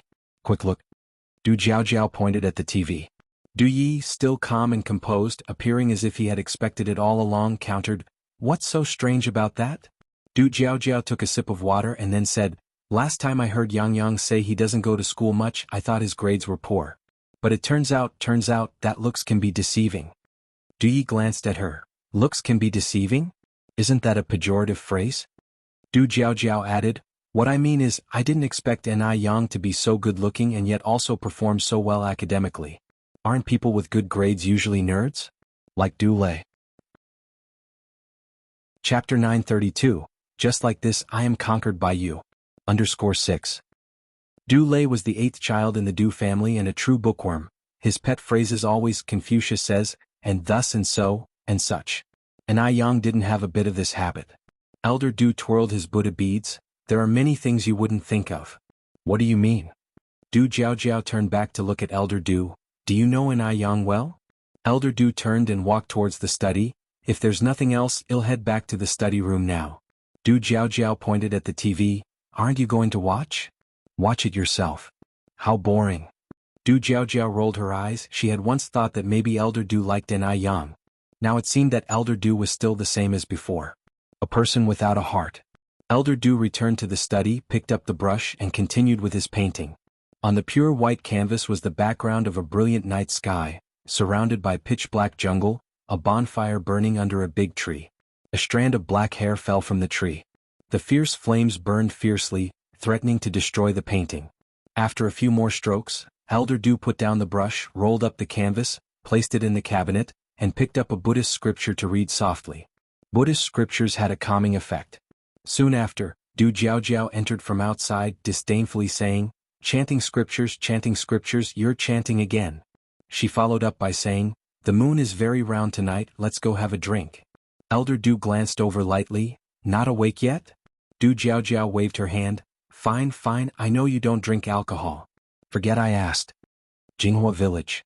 Ever since Elder Lu got a TV, almost every evening at dinner time, everyone would bring their bowls and leech off Elder Liu's TV. Tonight was no exception. When everyone saw an Yang on the TV, they were stunned. "My goodness. Isn't that Yang?" "Yes, it's Yang. Look at the introduction below, Beijing City and Jinghua Village jurisdiction. Yang is so amazing. I always knew Yang's mom was lucky. The happiest person was the village chief. A national top scholar came from their village. How could the village chief not be happy? He was just about to visit the Ni family to offer his congratulations when the officials came, saying that journalists would arrive tomorrow for an interview in Scholar Village and asked the scholar to prepare. Scholar Village. The moment the village chief heard those 3 words, he felt like he was floating. Although it was Ni Yang who had become the top scholar, the village chief also felt honored. The entire village felt honored. Especially when he heard that their village would be on TV tomorrow, the village chief was even more excited. Ni Yang had always been their village's lucky star, and now she was the pride of their village. The village chief rushed to the Ni family to discuss the matter with Ni Yang. When the village chief arrived, the Ni family's living room was packed with villagers who had come to offer their congratulations. Everyone was thrilled to hear that their village would be on TV tomorrow. The next day, as promised, journalists came to Jinghua Village for the interview. They casually interviewed a villager from Jinghua Village. "Oh, you mean Yang? Yang has always been very polite and especially filial. If my boy were even half as outstanding as Yang, I could die with my eyes closed." "Are you here to see Sister Ni Yang?" "We are all Sister Ni Yang's protectors." "Yes, we all especially love Sister Ni Yang." Yang is a good child. Across Jinghua Village, regardless of gender or age, whenever Ni Yang was mentioned, everyone's face would light up with a genuine smile from the heart. This alone made it clear that Ni Yang was truly outstanding. This was what it truly meant to be excellent in character and learning. In no time, Ni Yang had become the proverbial child of someone else, that all the parents talked about. She also became a role model for the contemporary youth to follow. In the blink of an eye, another 5 days had passed. Ni Yang hadn't visited the mall to check the accounts for 5 days, and taking advantage of the nice weather today, she cycled to the city. The top scholar of the entire country had quite the influence, and several employees recognized her when she went to check the accounts at the department store. Although Lu Ru had just arrived in Beijing, she had made quite a few good friends there, and upon their recommendations she had become a fan of the department store's products.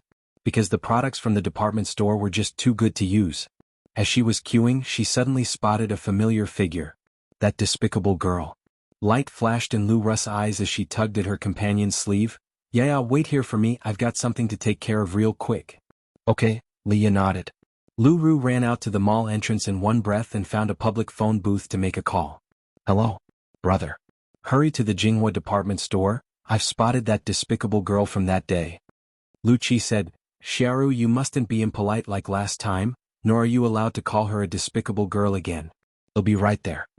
Lu Qi was quick to act. He hung up the phone and drove over. Lu Ru pointed and said, "Bro, look, that's her over there." "The most beautiful one?" Lu Qi squinted his eyes. Lu Ru reluctantly nodded. Lu Qi touched his chin and said, "She doesn't seem as rude as you described." From Lu Ru's descriptions, Lu Qi had almost believed the other person to be an unruly woman. He hadn't expected her to be so attractive in person. Taiwan Island was known for its beautiful women, but none of them could hold a candle to the girl in front of him. Lu Ru rolled her eyes at Lu Qi. "Don't be fooled by her nice appearance, she's actually got a terrible temper. Extremely impolite. No home training. You'll see in a minute." Lu Qi continued, "Just don't be too impulsive later, he'll have a proper talk with her." The siblings waited on the side for quite a while, until Ni Yang finally came out of the department store. Lu Qi jogged to catch up with Ni Yang. "Comrade, please wait a moment." Ni Yang glanced back slightly. "Do you need something?" Lu Qi pulled over Lu Ru and continued, "Comrade, this is my sister Lu Ru, and am her brother Lu Qi. Qi is in the qi used in a poet's writing in chess." I would like to apologize for my sister's behavior last time. I'm really sorry, comrade. Lu Ru was stunned on the side. Her brother was actually making her apologize to this despicable girl. Weren't they supposed to talk it out? Why apologize? It wasn't her fault. And Yang sized up the siblings and had a pretty deep impression of Lu Ru.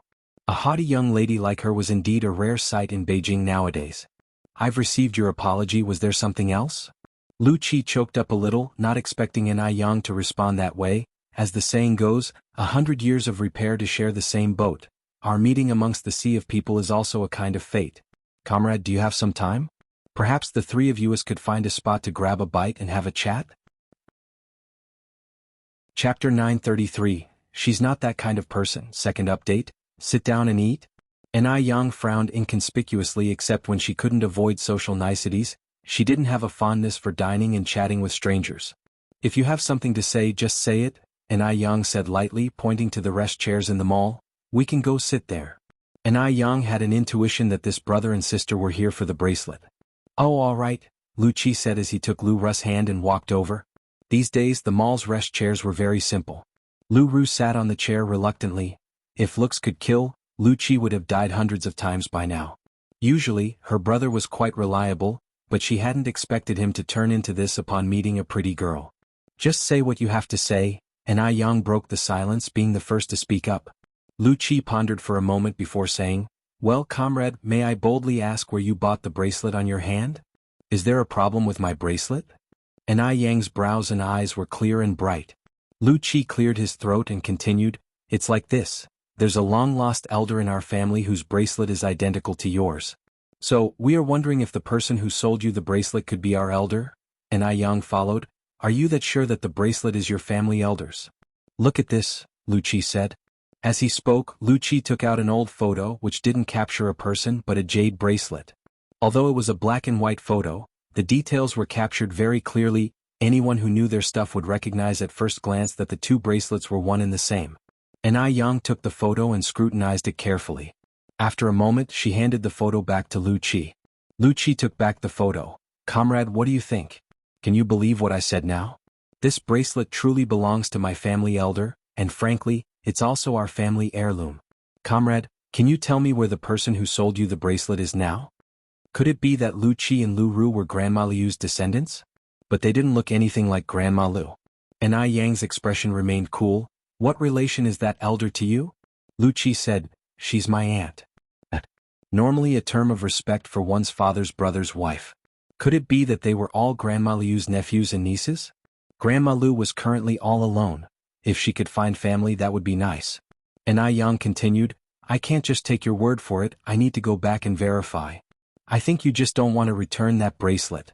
Lu Ru interrupted, Do you realize that bracelet is our family heirloom? What you're doing is theft. It was just too shameless. They had made it so clear, yet she still didn't want to return the bracelet.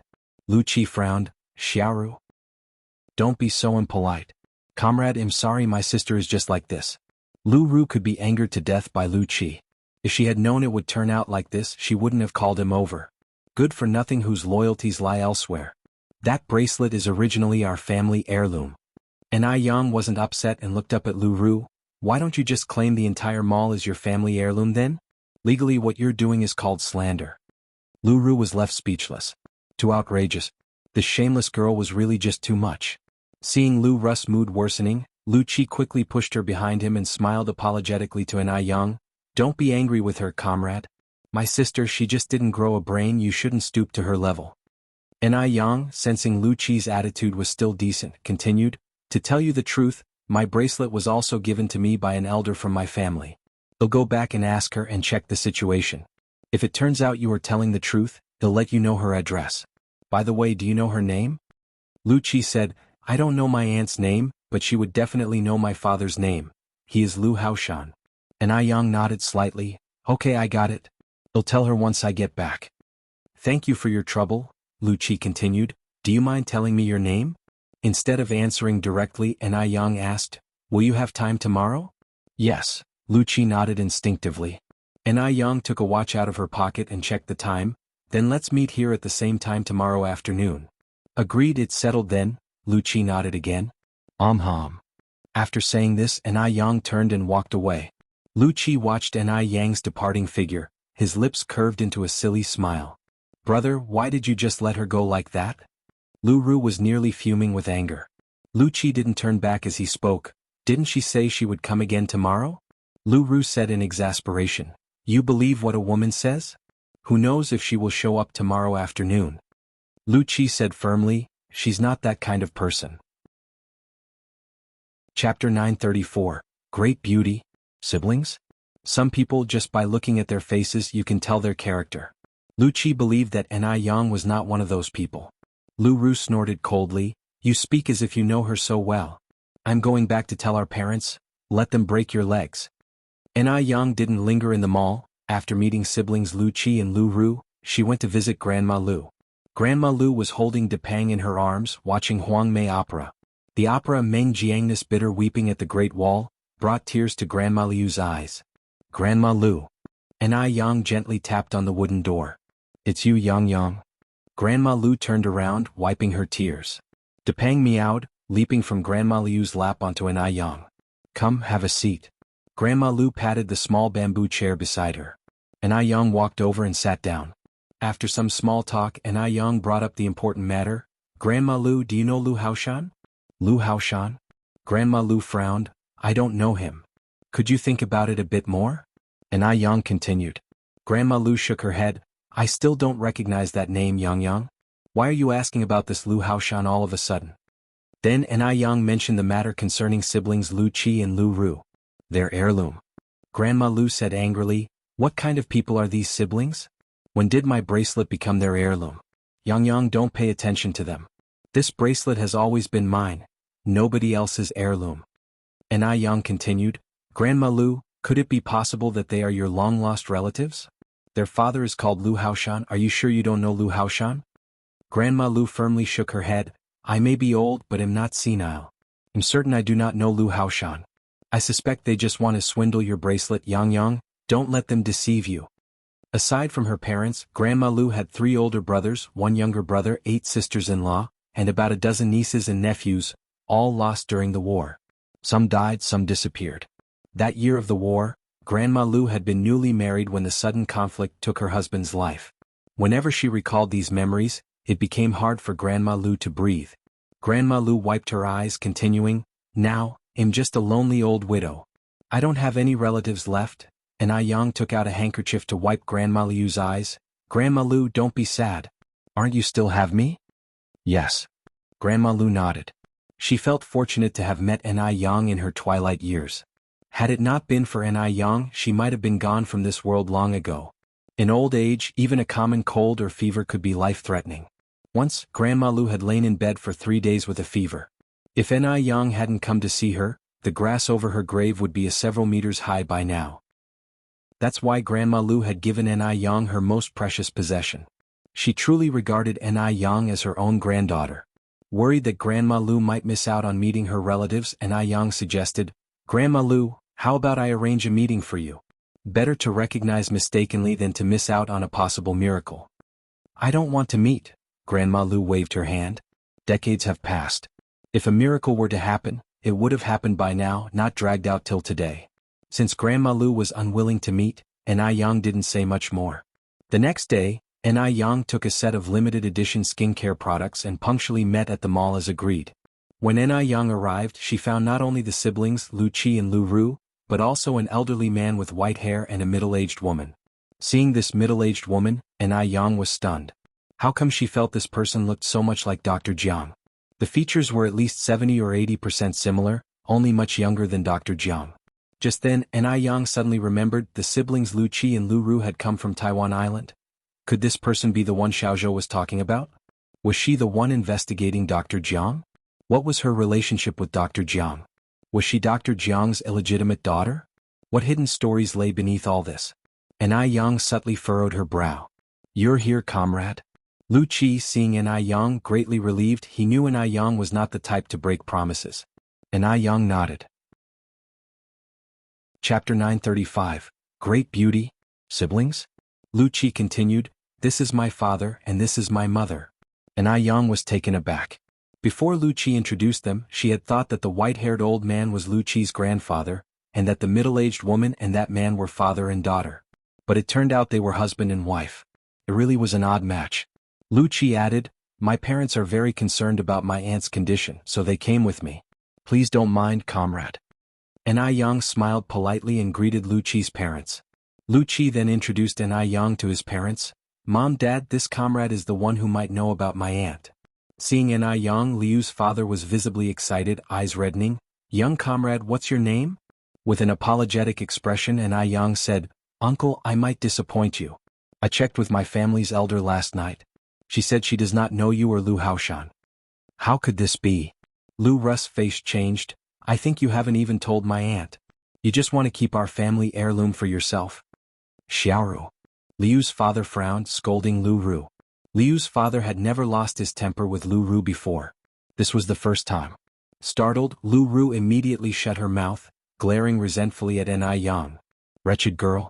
Liu's father looked at Ai Yang and continued, "Young comrade, there are too many twists and turns that I cannot explain to you all. Could you please tell me where she is now? Once she sees me, she will recognize me." Liu's father had a premonition that the elder Ai Yang mentioned was the person they were looking for. "I'm sorry, I cannot tell you." Ai Yang shook her head. "Little comrade," Liu's mother grabbed Ai Yang's hand, crying profusely, "we have been looking for our child's aunt for decades. Over the years we haven't eaten or slept well. She has suffered so much alone, and now she is old, we want to bring her back to enjoy her twilight years.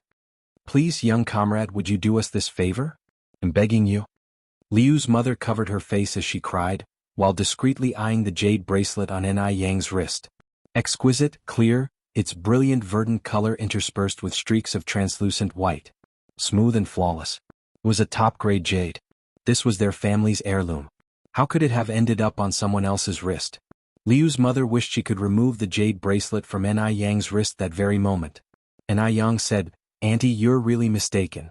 My family's elder is not the person you're looking for." Perhaps it was because Liu's mother looked somewhat like Dr. Jiang that Ai Yang had no particularly good feelings toward her. Moreover, since Liu's mother was asking about Dr. Jiang's whereabouts, this meant Dr. Jiang must have some connection to her.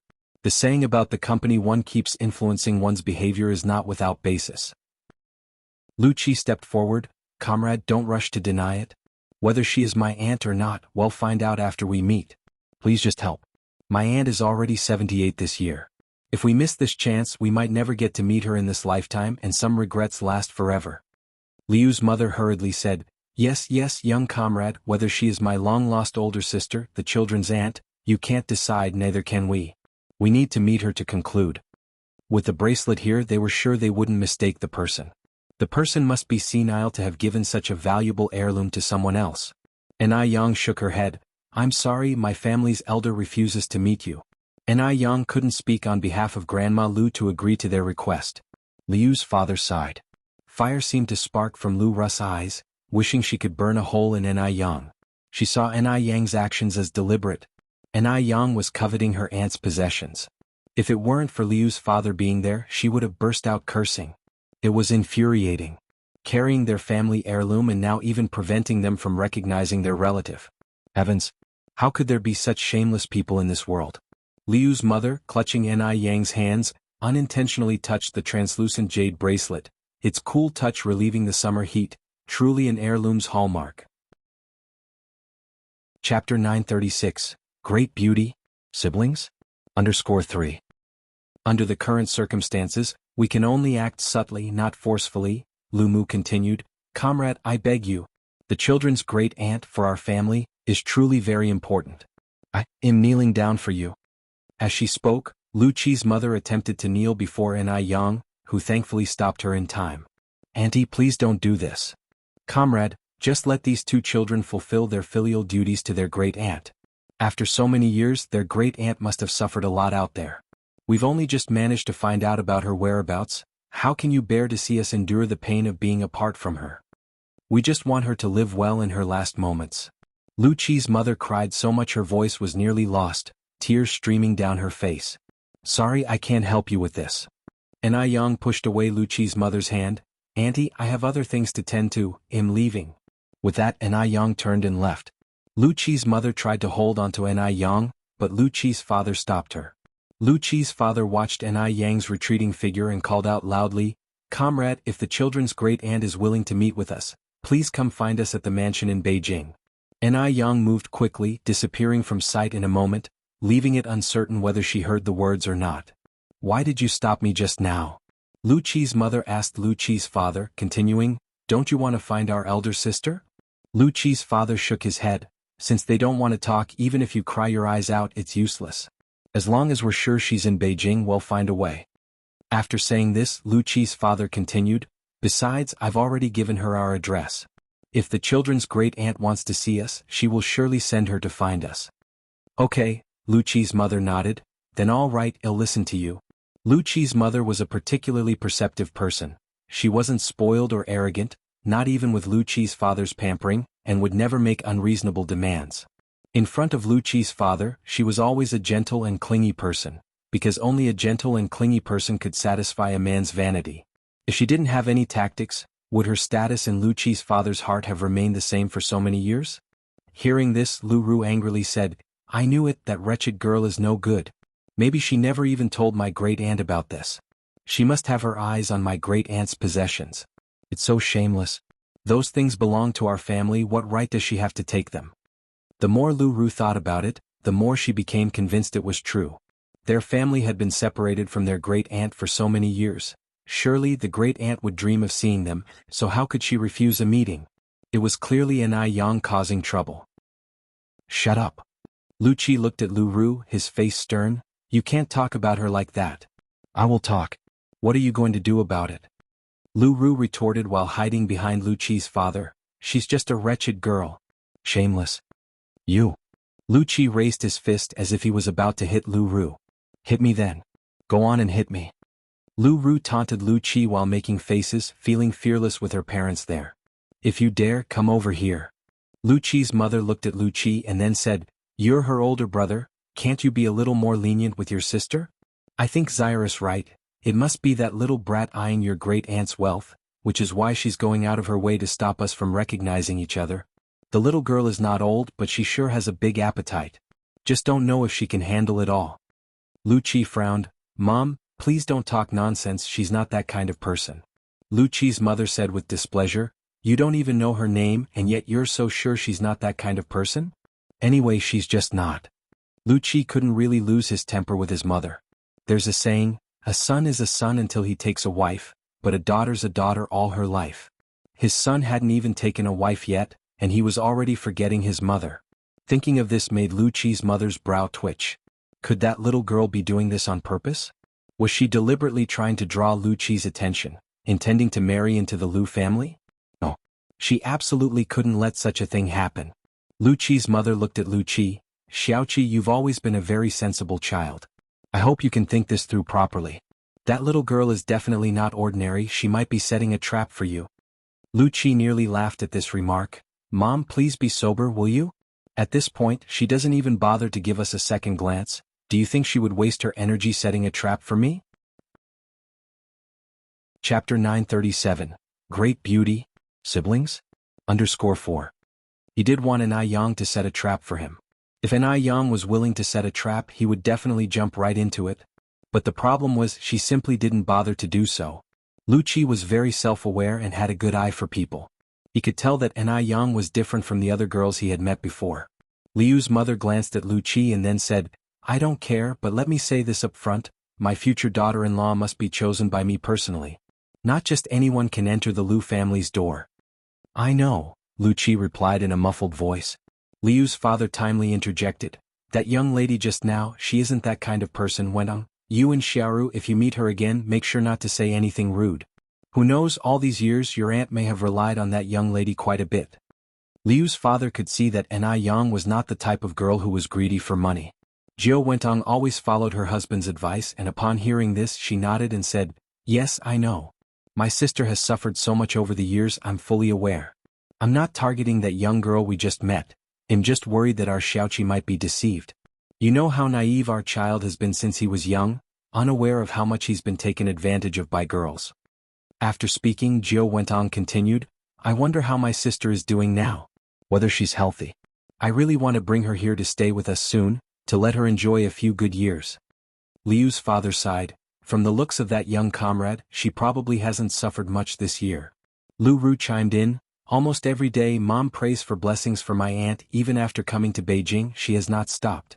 Surely heaven has been moved by my mom's sincere heart. That's why my aunt hasn't suffered. Jiao Wentong said a bit embarrassedly, Xiaoru, what are you talking about? It's only right for me to pray for blessings for your aunt. Liu's father patted Jiao Wentong's hand. Wentong, you've worked hard these years. Xiaoru is right, it must be your sincere heart that touched heaven. Jiao Wentong simply smiled without speaking. At this moment, not replying was the best reply. Following behind, Lu Qi said speechlessly, Mom and Dad, can we please stop promoting superstitious beliefs? If heaven really could be moved by my mom, then our whole family wouldn't need to work, no one in the entire country would need to work. We could all just sit at home and pray for blessings every day. It's up to us to make things happen. If Auntie didn't have someone to take care of her, who knows what might have happened by now. Upon hearing this, Jiao Wentong felt a surge of anger in her chest, stuck somewhere between rising and falling, making her very uncomfortable.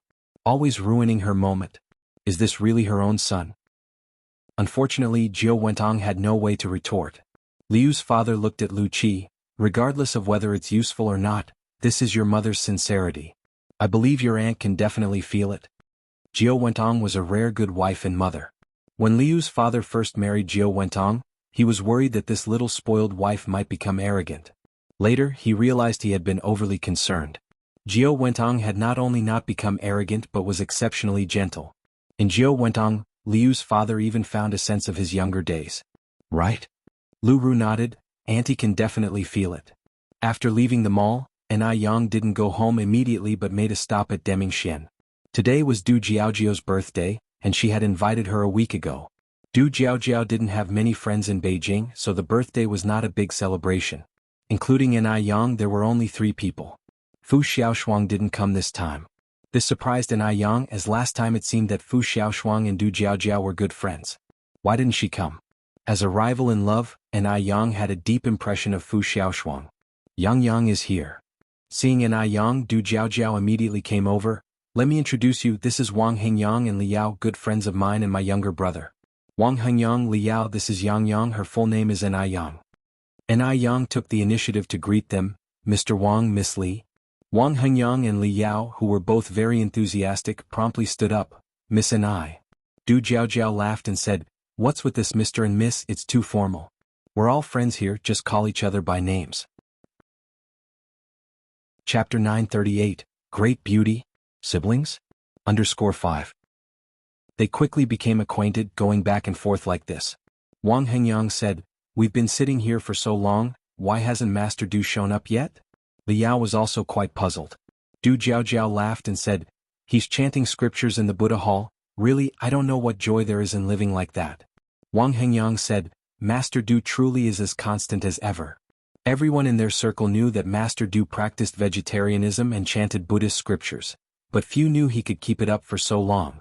Du Jiaojiao continued, Hengyang Liao, you've just arrived in Beijing, you mustn't have dined at Heavenly Colors yet. Today I'll take you there, I guarantee you'll find it irresistible after just one meal. By the way, Yang, have you been to Heavenly Colors? At this point, Du Jiaojiao turned her head to look at Anai Yang. Anai Yang nodded, I've been. Du Jiaojiao then said, how was it? The food at Heavenly Colors is amazing, isn't it? It's indeed quite good. Anai Yang unconsciously touched her nose. This shouldn't count as self-praise, right?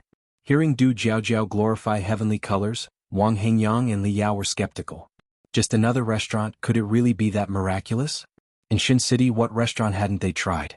What delicacies from mountains and seas hadn't they tasted? Seeing their disbelief, Du Jiaojiao chuckled, once you go you'll understand.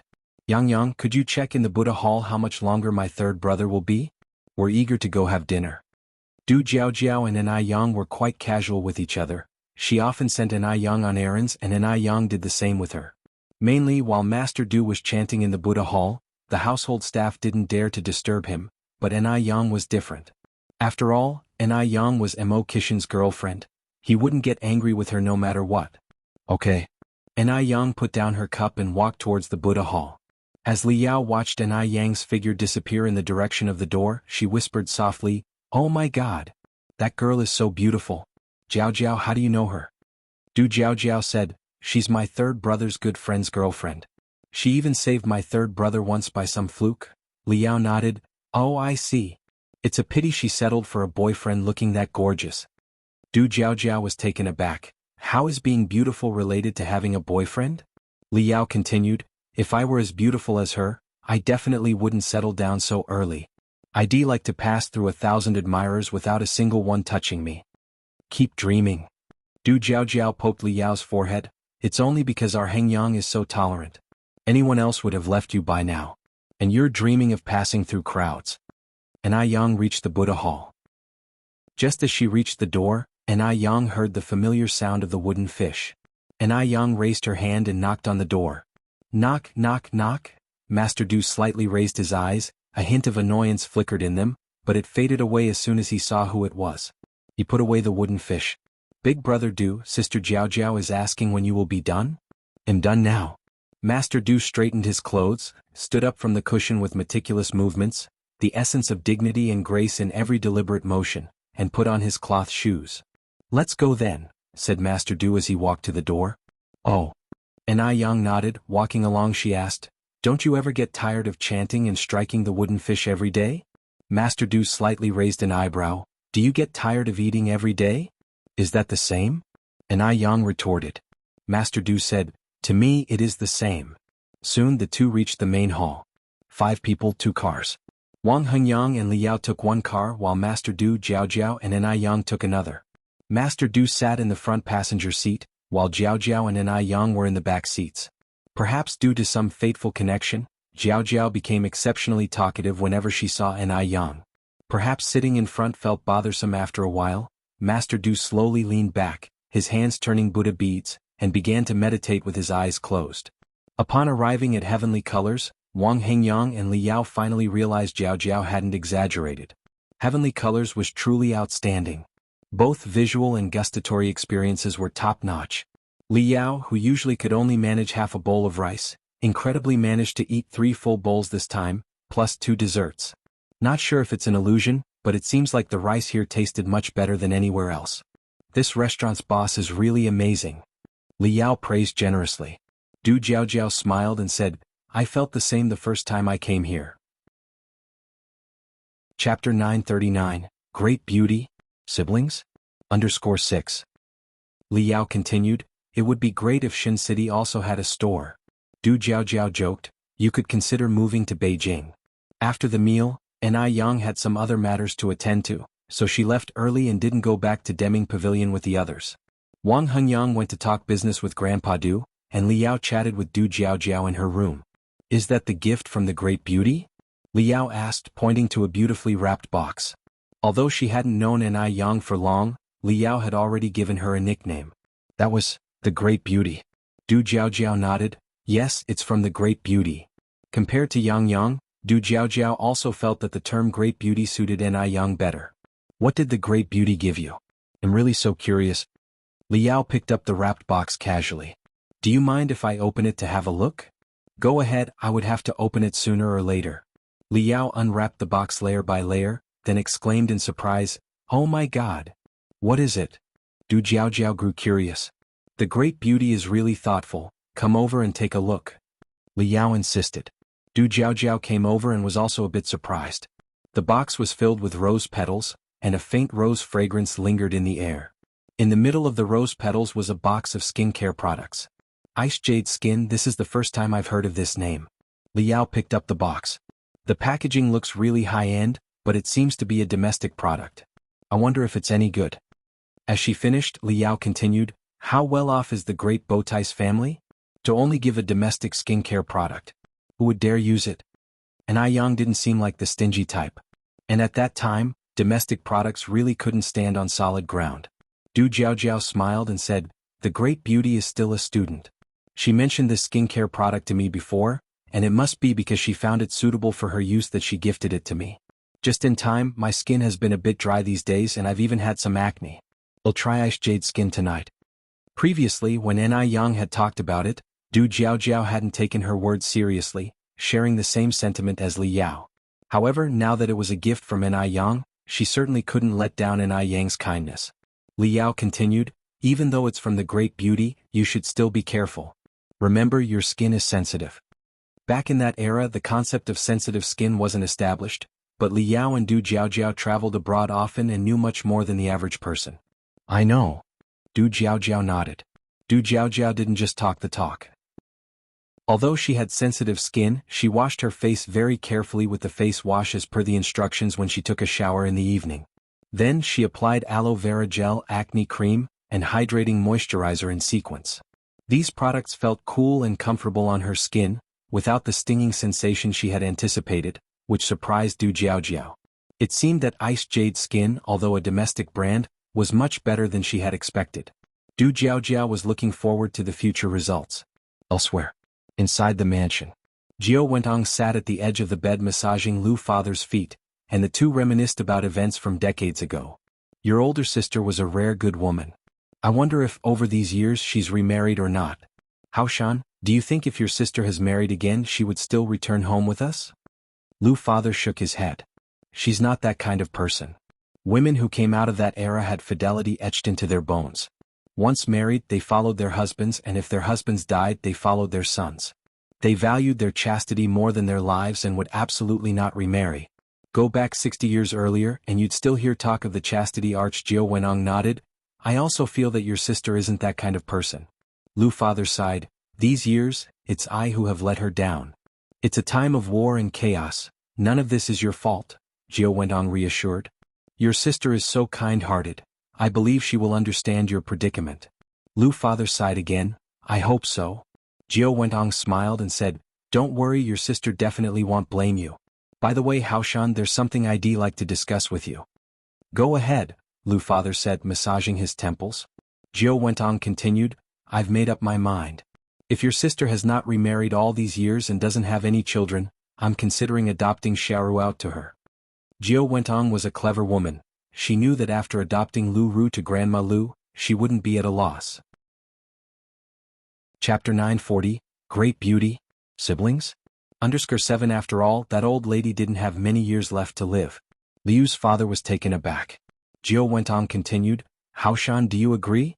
If you don't agree, then well, just drop the matter and pretend that I never said this. Liu's father opened his mouth and said, Our daughter is also her daughter. Isn't it too much trouble to adopt formally? Jiao Wenong shook her head. It's different, Haoshan. I'm a woman too, and I understand too well how much a woman yearns to have a child of her own. Big sister has been alone for so many years, I really feel sorry for her. As she spoke, Jiao Wentong's eyes reddened. Liu's father nodded. Wentong, it's thoughtful of you to consider all this. Since you agree, I have no objections either. Let's do as you say and adopt our Xiaoru out to her. Jiao Wentong took a towel and wiped Liu's father's feet dry. Then he'll go and talk to Xiaoru about this now. All right. Jiao Wentong emptied the footbath, draped on a thin coat, and went to look for Lu Ru. After hearing the news, Lu Ru was overjoyed. Mom, are you serious? I can really be adopted by my auntie? It was said that the old lady had many valuable things. If she could be adopted by her, it meant that those things would also belong to her. Could Lu Ru be any less happy about getting something for nothing? It's really possible. Jiao Wentong nodded. Your dad has agreed. Mom, thank you. Lu Ru hugged Jiao Wentong excitedly. You silly child, you're being so formal with your mom? Jiao Wentong smiled tenderly. Having married Lu Haoshan for so many years, her greatest pride was this pair of children.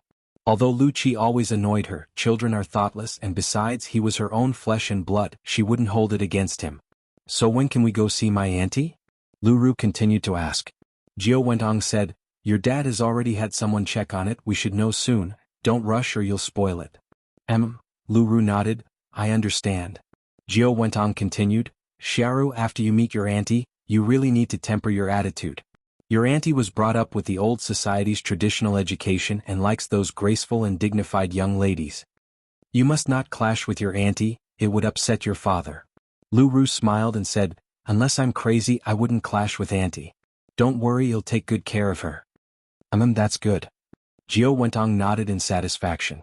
Truly a daughter she had raised herself, she understood with just a hint. After leaving Lu Ru's room, Liu's father was already asleep in bed. People become like this as they age.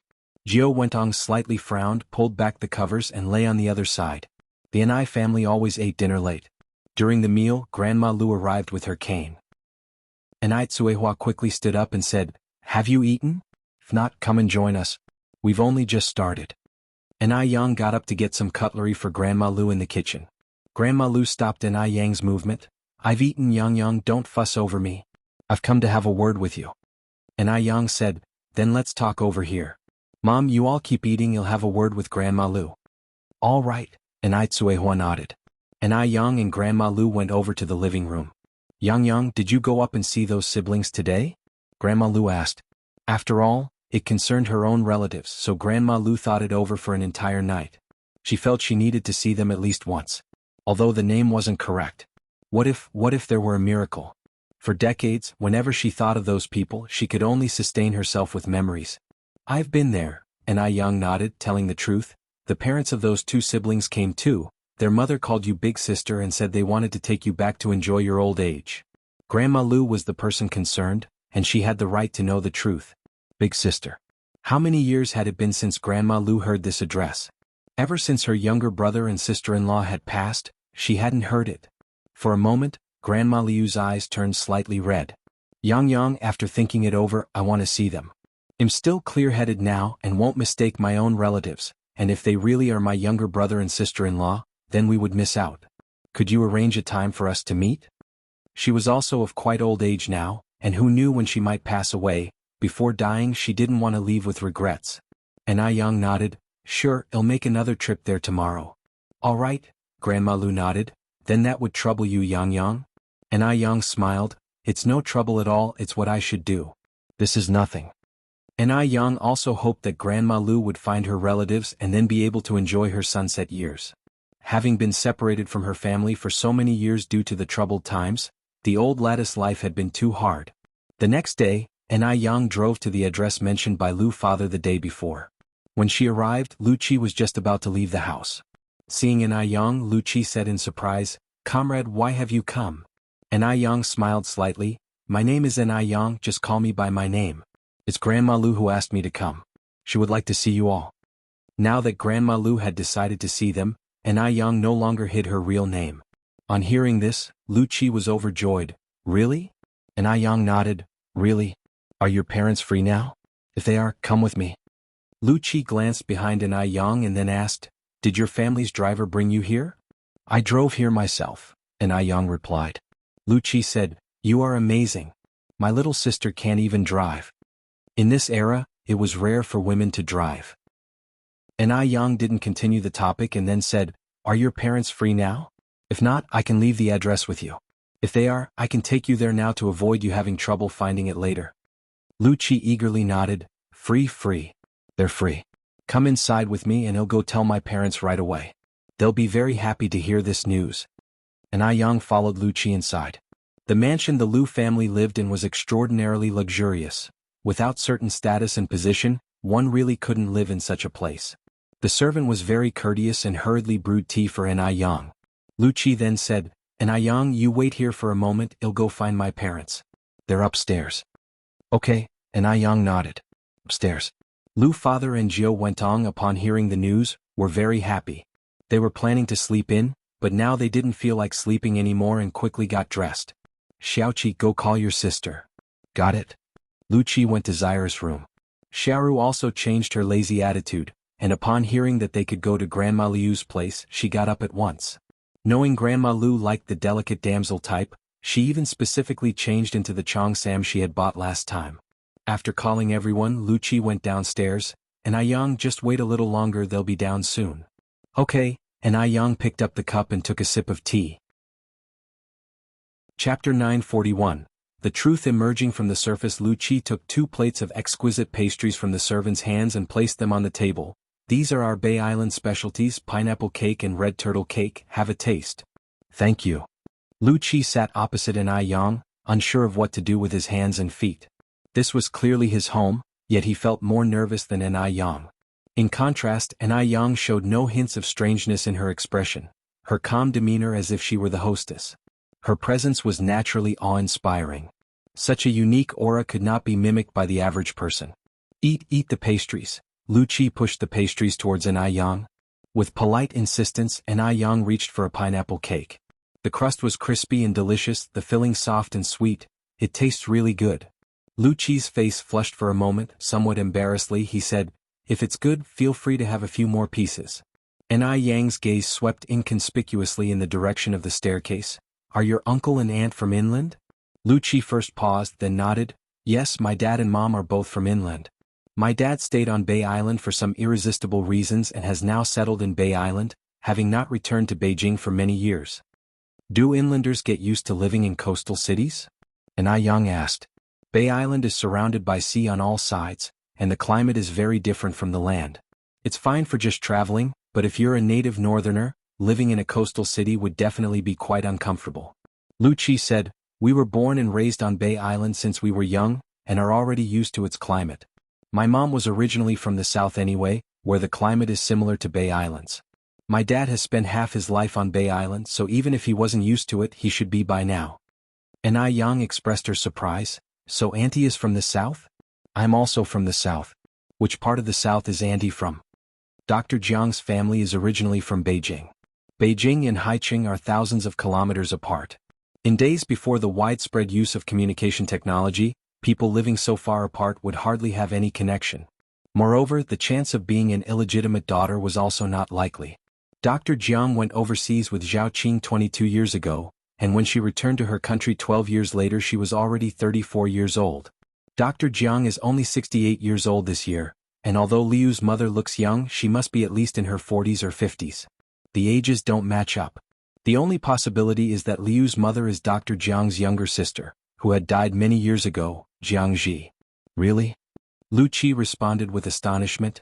That is such a coincidence. My mom seems to be from Haicheng City. Ai Yang said with a smile, that is quite a coincidence, I am also from Haicheng City. Haicheng City. Now that's interesting. Ai Tsuihua just happened to be trafficked to Haicheng City. Hearing this, Lu Qi was very excited. What a fortuitous encounter this must be. As the words fell, Ai Yang continued, may I ask what Auntie's last name is? Lu Qi, eager to make an impression in front of Ai Yang, promptly revealed his mother's full name. My mom's name is Jiao Wentong, Jiao as in Yangtze River, Wen as in culture, and Tang as in crabapple. Oh, Ai Yang nodded. There seem to be very few families with the surname Jiao in our village. I was wondering if Auntie might be from the same village as me. My mom is from Xiaomu village, Lu Qi said. Xiaomu village? Ai Yang thought for a moment. I haven't heard of this village, it must be far away from the village we used to live in. In fact, Ai Kuihua's adoptive father's home was in Xiaomu village. Xiaomu village was right next to Dam village. Which village are you from? Lu Qi asked next. I'm from Dam village, Ai Yang said. Oh, Lu Qi scratched his head. I don't think my mom has mentioned this village. The two chatted idly for a while. Soon Liu's parents and Lu Ru came down from the upstairs. Seeing his parents come down, Lu Qi excitedly walked over. Mom, it turns out Ai Yang is also from Haicheng City, your fellow townsman. She is from Dam village in Haicheng City. Mom, do you know Dam village? Jiao Wentong first paused, then said, Mom has been away from Haicheng for such a long time now, who would remember that? Hearing this, Ai Yang raised her eyebrows slightly. This Jiao Wentong is quite interesting. If Jiao Wentong really was from Xiaomu village of Haicheng City, she wouldn't be unaware of the neighboring village. Even though time can dilute everything, it never changes the sounds of one's hometown or the longing for it. The only explanation is that Jiao Wentong has some unspeakable secrets. Liu's father approached Ai Yang. Comrade Ai Yang, if I may ask boldly, what is your relation to the child's great-aunt? How should we address you? Chapter 942, The Truth Emerging from the Surface _2.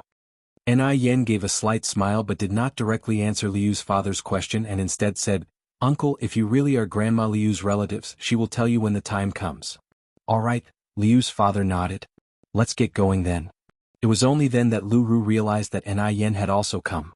Lu Ru was wearing a light blue cheongsam, with a tassel of the same color hanging from the button on the chest side, concealing a translucent, dripping jade stone within the light tassel.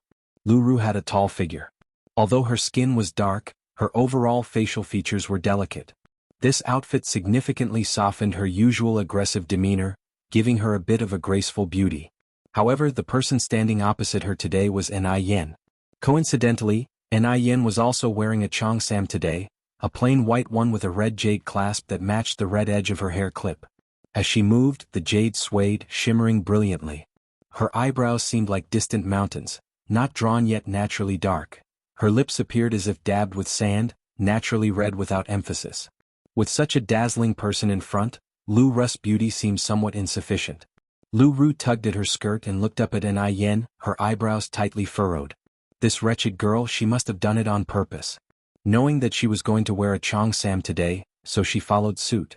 She wanted to steal her spotlight. Perhaps she wanted to compete for affection as well. She aimed to steal Grandma's love and then take the opportunity to swindle Grandma's property. Shameless. Once she and Grandma recognized each other, she would make N.I. Yen stay far away. N.I. Yen had better not think about stealing her things. The group walked out of the mansion. There were 2 cars outside, one belonging to the Lu family and one to N.I. Yen. N.I. Yen walked to her car, opened the door and said, "I'll lead the way." Liu's father was startled. Goodness, this young comrade could even drive. Impressive. All right, thank you, young comrade. Liu's father managed to suppress his astonishment and nodded. N.I. Yen got into the car, closed the door, started the engine and drove off, all in one fluid motion, radiating an indescribable coolness. Seeing this, Lu Ru was taken aback. She had thought N.I. Yen was just a poor girl. Unexpectedly, she could also drive. Where did she get the money to buy a car? Could it be that she had already swindled Grandma's property? The more Lu Ru thought, the more she believed it was the case. Jiao Wentong and Lu Ru shared the same thought. She couldn't believe that N.I. Yen, a mere girl, could afford to buy a car. It seemed that N.I. Yen was really something else. To even deceive the old lady out of her money. Jiao Wentong narrowed her eyes. To accommodate the driver following behind, N.I. Yen deliberately slowed down. "Dad, I want to learn to drive too." Lu Ru shook Liu's father's arm. "No, it's too dangerous for girls to drive." Liu's father refused. "I want to learn, Daddy, please agree." Lu Ru began to act coquettishly. "Daddy, my dear Daddy," Lu Qi hissed, "can you not disgust me?" "Cheru, take my advice, you really aren't suited to act coquettishly. I'm getting goosebumps all over." "Daddy, brother is bullying me," Lu Ru continued her act. Lu Qi was almost at his wit's end and turned on the car radio, turning up the volume. The car sped along, soon arriving at Jianghu village. Unlike the impoverished hinterland imagined, every household in Jianghu village was connected by a concrete road, and workers were installing street lights along the roadsides. Jiao Wentong expressed surprise. There are even street lights in the countryside now. Looking at the scenery outside the window, Liu's father exclaimed, "It seems that Beijing has developed much faster than we imagined these past years." Liu's mother added, "The environment here is really nice, filled with the scent of birds and flowers. It looks like my elder sister has had a better life here these past years than I imagined. Where we live, many places still don't have street lights." At this moment, street lights were only installed on bustling streets. Liu's father sighed, "Seeing that she has been doing well, I feel relieved." The car in front stopped in front of a rundown house. Lu Qi quickly slowed down and pulled over. N.I. Yen opened the car door and stepped out. "This is the place, uncle and aunt, please get out." Once out of the car, Liu's father looked at the very dilapidated house in front of him, his eyes slightly reddened and said, "Has she been living in such a place all these years?" When he saw that the village was installing street lights, he had thought that she had been living well these years. Little did he expect that she had been dwelling in such a place. Chapter 943, The Truth Emerging from the Surface _3. She still had some money on her, didn't she? Even in her decline she wouldn't have become like this, right? Liu's father turned his head to look at N.I. Yang, and then at the sedan on N.I. Yang's left, his eyes growing complicated. The ring she's wearing is a Lu family heirloom. Perhaps even the money for buying the car was. This possibility was indeed high. After all, this is merely a rural place. Where could a countrywoman like N.I. Yang get the money to buy a car? Her sedan was imported and would cost at least 100 and several tens of thousands. N.I. Yang continued, "Grandma Lu is inside right now, uncle and auntie, please come in with me." Liu's father nodded nonchalantly, "Sure. Wenong Xiaoqi Xiaoru, let's go in quickly." N.I. Yang went to knock on the door. Grandma Lu, we're here." "Coming." Grandma Lu responded, opening the door. To welcome relatives from afar, Grandma Lu specially put on new clothes that N.I. Yang had bought for her not long ago. The Lu family still kept photos of Grandma Lu from when she was young. Thus, Jiao Wenong recognized Grandma Lu instantly and rushed forward to take her hand. "Big sister." "Great aunt." Lu Ru, following Jiao Wentang's gaze, embraced Grandma Lu tightly, choking out, "Great aunt." Great aunt, we finally found you. You have no idea how much suffering our family has gone through looking for you all these years. Great aunt. Grandma Lu looked at the mother and daughter with tear-filled eyes, her mind filled with confusion. Her little brother was only 2 years younger than her, and his wife was even a year older than him. How could this woman, who was 30 or 40 years younger than herself, possibly be her sister-in-law? No. They must have mistaken her for someone else. Grandma Lu pushed Lu Ru directly away. Young girl, you've got the wrong person and not your great aunt, she said, then looking up at Jiao Wentong. And you, young lady, I don't know you. I don't have a younger sister as young as you. Lu Ru had also seen Grandma Lu from the old photos. She paused, never expecting Grandma Lu would push her away. This was very different from what she had imagined a family reunion to be like. After so many years of separation, Grandma Lu should have been deeply moved to see them. Why would she react like this? Could it be that the old woman had become senile? Or had Enai Yang stirred up something in the middle? Lu Ru looked up at Enai Yang. Jiao Wentong grabbed Grandma Liu's hand again. You are my big sister. I haven't mistaken you. We wouldn't make a mistake. You really have the wrong person. Grandma Lu shook off Jiao Wentong's hand. As Jiao Wentong stood there awkwardly, Liu's father stepped forward. Shuwei, it's me. At these words, Grandma Lu looked up, her pupils shrunk slightly, and memories that had been sealed away surged forth like floodwater through open gates, her nostrils flaring. Qinian. It's me. Liu's father had taken a few steps forward, wanting to reach out and embrace Grandma Lu, but seeing the environment behind her, he withdrew his hand and choked out, Shuiwei, it's me. Time had aged them and now they faced each other, unable to turn back the years. Old friends reunited. So much had changed in the world over the years. Qinian, where have you been all these years? Grandma Lu immediately cried out, throwing her arms around Lu Qinian. I thought you were dead. Qinian, I thought you were dead. 60 years. Every day she offered incense for Lu Qinian, never imagining that Lu Qinian was still alive. He was still alive. Grandma Lu even thought she might be dreaming. Shuwei, I've wronged you, I've deeply wronged you. I thought you were dead, I'm sorry, so sorry. Watching the two old people embracing each other, Enai Yang frowned slightly. Although Grandma Lu had recognized the person, she felt that there was something more complicated about this matter. According to Lu Qi, Liu's father should be called Lu Haoshan. Why was he now called Lu Qinian? Grandma Lu wept bitterly. I thought you were dead too, heaven has eyes, Qinian, you're still alive. You're still alive. The most agonizing thing in the world is not death but separation. Had they known earlier that the other was alive, they wouldn't have suffered as they did. Qinian, you're still alive, but what about big brother and second brother? Are they still here? Grandma Lu went on to ask. Lu Qinian shook his head. They're gone? In such chaotic times, it was very difficult to survive. Lu Qinian was just one of the fortunate few. Hearing this, Grandma Lu wept even more bitterly, continuously pounding on Lu Qinian's back. Jiao Wentong immediately came to the side of the two, her eyes red. Big sister, I'm sorry for all the suffering you've endured over the years. Let me and the children take good care of you from now on. Chapter 944. The Truth Emerging from the Surface _4. The sudden joy made Granny Liu's head spin. Qinian, who is this? Could it be a relative from Lu Qinian's family? Lu Qinian turned to look at Enai Yang, hesitating. There are some things I can't say in front of outsiders. Granny Lu wiped her tears. Yang is not an outsider, she's no different from my own granddaughter. Just say it directly, you don't need to hesitate. Lu Qinian remained silent. In his eyes, Enai Yang was an outsider. Enai Yang wasn't the kind of person who couldn't read the room. She smiled and said, Granny Lu, I still have some issues at home to handle, he'll come and visit you later. Granny Lu grabbed Enai Yang's hand. Yang, you don't have to leave. Having Enai Yang leave at such a moment would only hurt her feelings. Granny Lu genuinely didn't consider Enai Yang an outsider. Zhao Shuiwei. Liu's father's expression clearly seemed off. Seeing this, Enai Yang still decided to leave.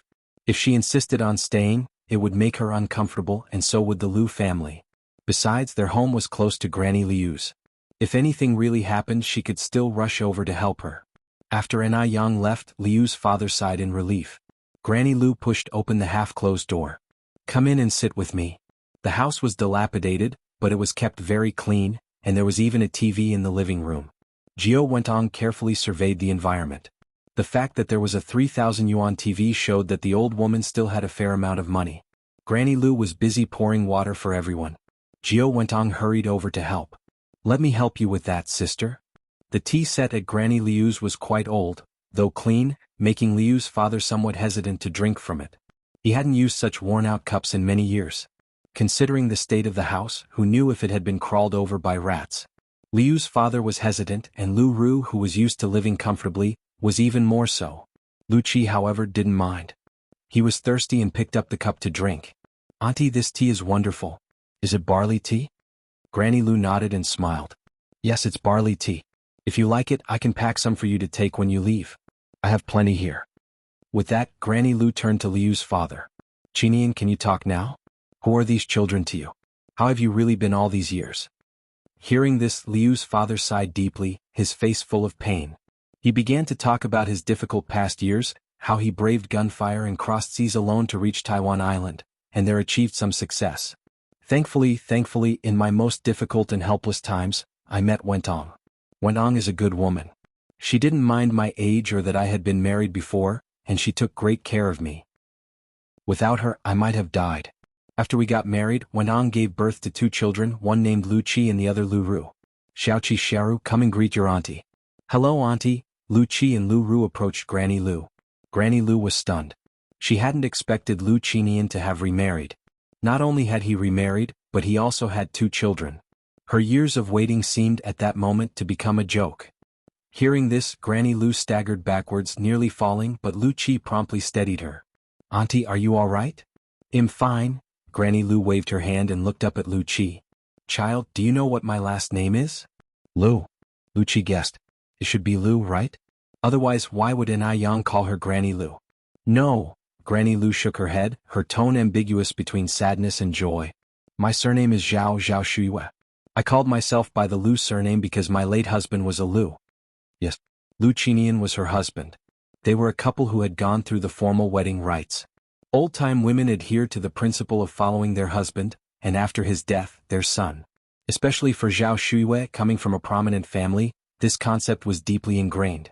War took her family and husband, and a famine forced her to leave the place she had grown up in, to live incognito in Jinghua village, assuming the name Lu Zhao.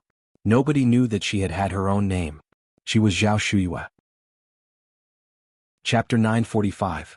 The Truth Emerging from the Surface 5. But she had never lived for herself.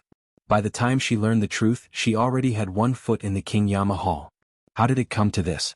Seeing Zhao Shuiyue like this, Lu Qinian panicked. Shuiyue, don't be like this. I'm not dead, I haven't died.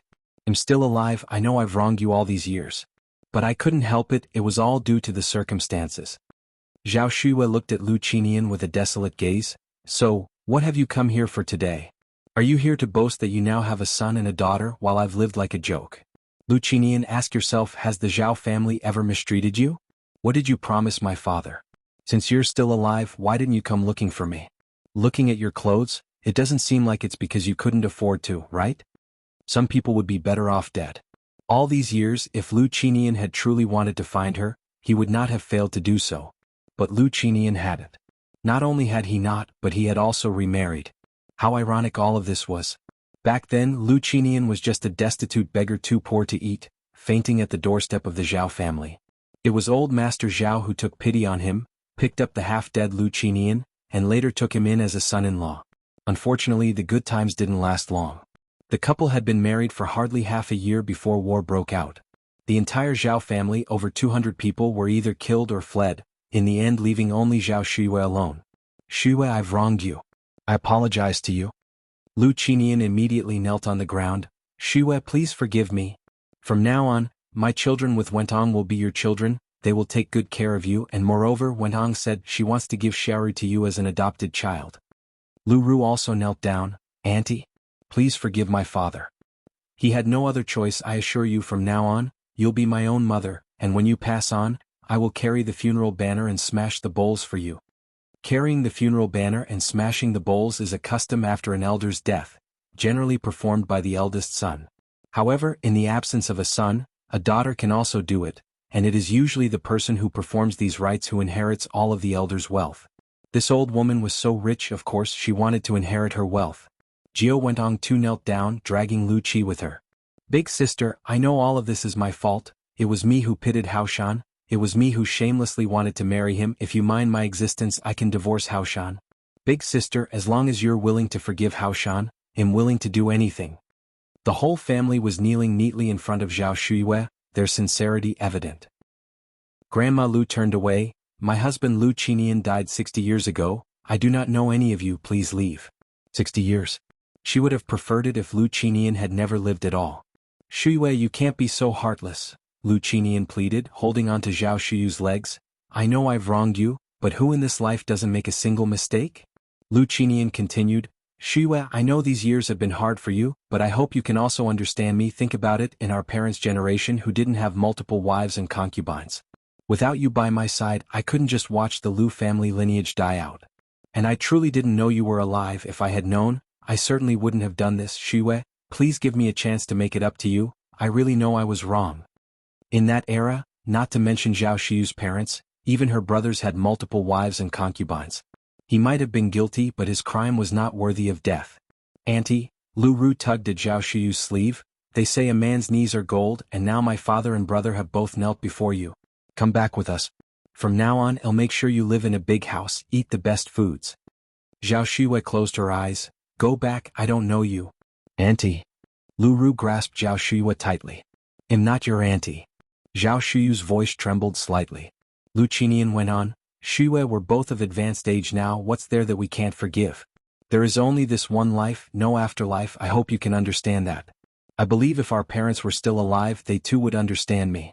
They wouldn't want to see the Lu family's line end. Chapter 946. The Truth Emerging from the Surface _6. Shuyue, under those circumstances, it wasn't that I didn't want to come back to find you, but I simply couldn't come back. And besides, I thought you had died. Just like you thought I had died too. Shuyue, all I did was find someone to take care of myself. Do I really deserve to die for that? If dying can let you let go of your hatred for me, then go ahead and kill me. With that, Lu Qinian pulled out the short dagger strapped to his waist and handed it to Zhao Shuyue. Lu Qinian knew Zhao Shuyue very well. She was the type with a harsh tongue but a soft heart, one who couldn't be approached with force but rather needed her heart gently won over. Zhao Shuyue took the dagger and fiercely stabbed it towards Lu Qinian's chest. The other 3 people nearby were all startled. But Lu Qinian didn't even try to dodge. He knew Zhao Shuyue wouldn't go through with it. Bang! Dash! Just as Lu Qinian had expected, the dagger in Zhao Shuyu's hand fell to the ground. Shuyue, forgive me. Lu Qinian seized the opportunity to embrace Zhao Shuyue. Shuyue, give me a chance to atone. Big sister, from now on, you're the elder and I'm the younger. Jiao Wentong stood up and said, if you don't like me, I can even divorce Haoshan. Zhao Shuyue hugged Lu Qinian and began to cry loudly. She really wanted to forgive and forget with Lu Qinian, but she couldn't bring herself to do it. Perhaps it wasn't Lu Qinian's fault, but the fault of the times. No need, Zhao Shuyue shook her head. You and he are legally married, you don't need to divorce. Big sister, thank you. Jiao Wenong took Zhao Shuyu's hand. Haoshan often says that you are a good woman, and he was right. Big sister, you really are a good person. Zhao Shuyue didn't say a word. Jiao Wentong continued, Big sister, from now on, Xiaoqi and Xiaoru are your own children. When we go back, I will let you adopt Xiaoru. Go back. Zhao Shuyue frowned. Go back where? Jiao Wentong said with a smile. Of course, to bring Big sister back to Bay Island to enjoy the good life. We've finally found you, Big sister. How can we let you continue to live a hard life here? Jiao Wentong had been paying close attention for a long time, and sure enough, Zhao Shuyue was indeed from a wealthy family. Even the hairpin she used to twist up her hair was no ordinary item. After they returned, they would find a way to get Zhao Shuyue to bring out all those nice things. Zhao Shuyue shook her head. I'm not leaving. Why? Jiao Wentong asked. Zhao Shuyue replied, I've lived in Jinghua village my entire life. This is my home. You all go back. There's no need to come looking for me again. I'm doing very well here. Lu Ru grew anxious. If this old woman didn't go back with them, what would become of all those good things? Would they all fall into an Yang's hands? That was unacceptable. Auntie, please come back with us. I promise I will treat you like my own mother from now on and take good care of you. You don't have any relatives or friends here. If something happens, no one will even know. Zhao Shuyue shook her head. The villagers are good to me, you don't have to worry about this. Besides, isn't there Yang Yang? That child is just like my own granddaughter. Just as Jiao Wentong was about to say more, she was silenced by a look from Lu Qinian. Lu Qinian continued, I'm sorry Shue for all the hardship you've endured these years. I really do want to make it up to you. Won't you consider coming back with me? Zhao Shue shook her head again. You go back by yourselves. Lu Qinian sighed and exchanged a few more pleasantries. The family of four stayed at Zhao Shu's home until evening before leaving. When they left, Lu Qinian secretly placed 1,000 yuan under Zhao Shu's bed. He knew Zhao Shu didn't lack money, which is why 10 or 20 yuan would never catch her eye, so he decided to leave 1,000. Hoping it might sooner touch Zhao Shu's heart so she would return with him. As soon as they got home, Jiao Wentong said angrily, Haoshan, why did you stop me from speaking my mind at Big Sister's house this afternoon? That little girl in Yang is nothing but a con artist. She's trying to trick Big Sister out of her things. And to think Big Sister treats her like her own granddaughter. Besides, what right does an outsider have to take our family heirloom? Lu Ru was indignant. Exactly. What right does that cheap girl in Yang have to take our family heirloom? Those things are all mine. If it hadn't been for Lu Qinian's intervention today, she would have exposed Yang for who she really is right in front of Zhao Shue. Chapter 947. The truth emerging from the surface under 7. Lu Qinian spoke earnestly. What I'm doing is called casting a long line to catch a big fish. Do you think I can't see what kind of person Yang is? The car she drove today might have been funded by Zhao Shue. But some issues can't be rushed. Looking at Zhao Shu's attitude, it's clear she hasn't fully accepted us yet, so we must take it slow and not be too definitive in our approach. Upon hearing this, Lu Ru instantly understood. Dad, you are wise. Jiao Wentong also smiled. Lu Qinian continued, our family used to be very wealthy, the richest in the area, and I heard from Zhao Shu's father that to prevent our family from declining, our ancestors secretly hid a stash of gold, silver, and precious treasures during the Kangxi period. Before Lu Qinian finished his sentence, Lu Ru excitedly exclaimed, Dad, are you serious? She had thought that the jade bracelet was the most valuable treasure Zhao Shu had, but it turned out there was a gold mine in her hands. Jiao Wentong was also excited, though she didn't show it. Lu Qinian nodded, it's true, otherwise I wouldn't have gone through such effort to find her. In any case, this treasure must not end up in Yang's hands. So, these next few days, we must visit her daily to try and find that treasure map sooner. So many years had passed, and if Lu Qinian hadn't suddenly remembered the gold mine, he wouldn't have come looking for Zhao Shue. He had a wife and children, living such a happy life, why would he bother stirring trouble? As far as he knew, the gold mine that Zhao Shue possessed was enough to secure many generations of his descendants a carefree life. Lu Qinian had even lined up foreign buyers. Jiao Wentong nodded. Just then Lu Qi parked the car and walked in. Mom, Dad, what were you just talking about? Nothing, Jiao Wentong replied. Her son was simple-minded, never engaging in anything underhanded. If he found out about the treasure map, the whole plan would be ruined. Thus she couldn't tell him the truth.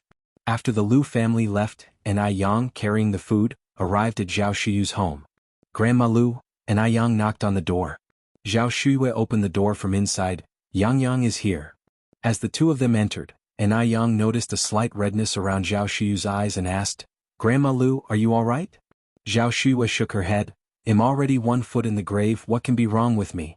But Yang, from now on, can you call me Grandma Zhao instead? Huh. Yang was puzzled, failing to grasp Zhao Shu's meaning. Zhao Shu sighed. Yang, actually my surname is Zhao, my name is Zhao Shu. Yang had known Zhao Shu for so long and only now discovered that her surname was not Lu but Zhao. Zhao Shu further explained why she had previously claimed she belonged to the Lu family. Lu Qinian, who visited today, he and I had gone through a wedding ceremony 60 years ago. Mentioning it again, Zhao Shu was no longer resentful but spoke about it very calmly. Yang frowned slightly. This was just like a real-life version of the story of Wang Baochuan and Xue Pingue. Wang Baochuan endured the bitter cold for 18 years. But Xue Pingue lived a life of glory and wealth for 18 years, and even enjoyed the carefree life of a royal consort. This was just too unfair for Zhao Shu. 60 years. A lifetime for a woman. How could he do such a thing? And he still had the audacity to acknowledge Zhao Shu. Grandma Zhao, are you really forgiving them? Yang found it hard to believe. Zhao Shu smiled slightly. The past is the past, I don't have many years left to live anyway, why hold a grudge against them? It's done. This must have been a dream she had in this mortal world. Don't you think this is too unfair to you? Wang Baochuan waited in the cold cave for 18 years, but at least she ended up becoming the empress for 18 days. What about you? What did you get? You lost a whole 60 years of youth. How many 60 years does a woman have? And Yang was really angry. She was truly angry. Why should such a good person like Zhao Shiyue suffer like this? Why should she endure all this pain? As a woman from the 21st century, Yang really couldn't stand seeing this. Zhao Shiyue patted Yang's hand. Yang, I'm not angry anymore, you shouldn't be either. Now I just think of that Lu Qinian as a naive younger brother. The Lu Qishan who married me in the ceremony long ago is already dead. Mrs. Zhao. He committed bigamy. He abandoned his lawful wife. He has to bear legal responsibility. Zhao Shiyue shook her head. Yang, that all belongs to a past era for me. Now Jiao Wentong is his lawful wife. If it really came to investigating it, I'm the one who would be considered the home wrecker. There were no marriage certificates in the old era, and they didn't have children either. They are not protected by the laws of the new era. Yang sighed deeply, her eyes reddening. But it hurts me to see what you've been through. 60 whole years. Zhao Shiyue had spent 60 years just to end up with this result. Feeling her nose sting, Zhao Shiyue reached out and hugged Yang. Silly child, Grandma is okay, I am living well, there's nothing to feel sorry for. All my family died in the chaos of the old times. In a way, he is the only kin I have left in this world. With Grandma Zhao having said that, Yang didn't feel it was her place to say much more. Some things, like a fish knows the warmth or coldness of the water, are known only to the individual.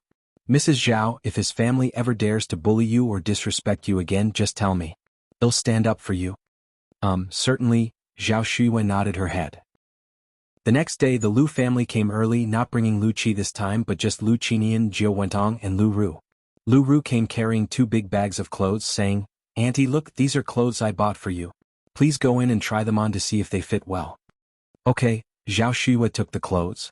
With her conflicts resolved, Zhao Shiyue didn't feel the need to show any displeasure towards Lu Ru. Since it was the thoughtfulness of the child, she wouldn't refuse. Lu Ru exchanged a glance with Jiao Wentong, then continued, Auntie, let me accompany you inside to change. It wasn't long before Lu Ru and Zhao Shiyue came out in the new clothes. Jiao Wentong said with a smile, Xiaoru has a good eye, just look at how fitting these dresses are for sister. Lu Qinian nodded, indeed they are very fitting. Zhao Shiyue continued, actually you don't need to buy clothes for me, Yang also often buys me clothes and I can't even wear them all. Upon mentioning Yang, Lu Qinian's lips twitched, then he continued, Shiyue, did you give our family heirloom to Yang? Zhao Shiyue nodded, yes, Yang and I have a connection, and since you neither take the heirloom with you at birth nor can you take it with you in death, it's better gifted to Yang. That old hag, she actually really gave that bracelet to Yang. I wonder if she also gave that treasure map to Yang. Lu Qinian continued, that bracelet is our family's heirloom after all, how could you just casually give it away to an outsider? Chapter 948. A heartless and ungrateful wretch. Outsider? Zhao Shiyue looked up at Lu Qinian, her face showing a trace of indignation. Yang is not an outsider. Had it not been for Yang, she would have died long ago. In Zhao Shiyue's heart, Yang was definitely not an outsider. Yang held a much more important place than the entire Lu Qinian family. Upon hearing this, Lu Qinian naturally felt uncomfortable. Not an outsider? What was Yang if not an outsider? Could that girl Yang possibly be more important than their whole family? Bear in mind, their family was Zhao Shiyue's only kin in this world. What on earth was Zhao Shiyue thinking? What was Yang anyway? Suppressing the anger within, Lu Qinian forced a smile and said, my point is, after all, Yang bears the surname Anai, she's an outsider. Giving our family heirloom to her seems a bit inappropriate. Zhao Shiyue replied, Yang is like my own granddaughter, possessions can't be carried with us in life or death, and I have a connection with Yang, so giving them to her couldn't be more fitting. Her own granddaughter? Lu Ru's face contorted with anger upon hearing this. She had treated Zhao Shiyue so well, yet Zhao Shiyue gave her nothing. That bracelet should have been hers. By what right did Yang steal what was hers? Could this cursed old hag not tell her own kin from outsiders anymore? With these words, Lu Qinian's expression changed subtly, and he said in a roundabout manner, still, an outsider is an outsider. Zhao Shiyue responded with a smile, outsider or not, in my heart, Yang is one of our own. Sometimes blood relatives are not as close as those outside the family. Besides, I now have no other relatives. According to Zhao Shiyue's words, was Lu Ru less significant than Yang, an outsider? She would rather give the bracelet to Yang than to Lu Ru. But that bracelet was the Lu family's heirloom. Zhao Shuiyue had married into the family 60 years ago. She was a member of the Lu family. How could she give something from the Lu family to an outsider? Did she even consider her husband any more in her heart? Lu Qinian almost couldn't contain his anger, but he still tried to control his emotions.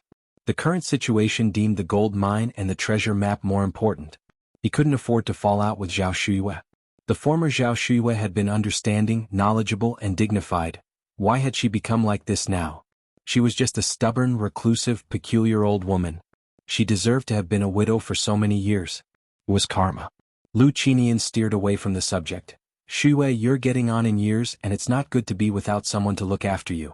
If you don't wish to come back with us for the time being, why not let Xiaoru stay with you? She may be young, but she has a filial heart and will surely take good care of you. And I Yang mustn't continue to be close to Zhao Shuiyue. Otherwise their family's treasure map would one day be swindled away by Ni Yang. He needed to have Lu Ru step in first, to act preemptively and win the heart.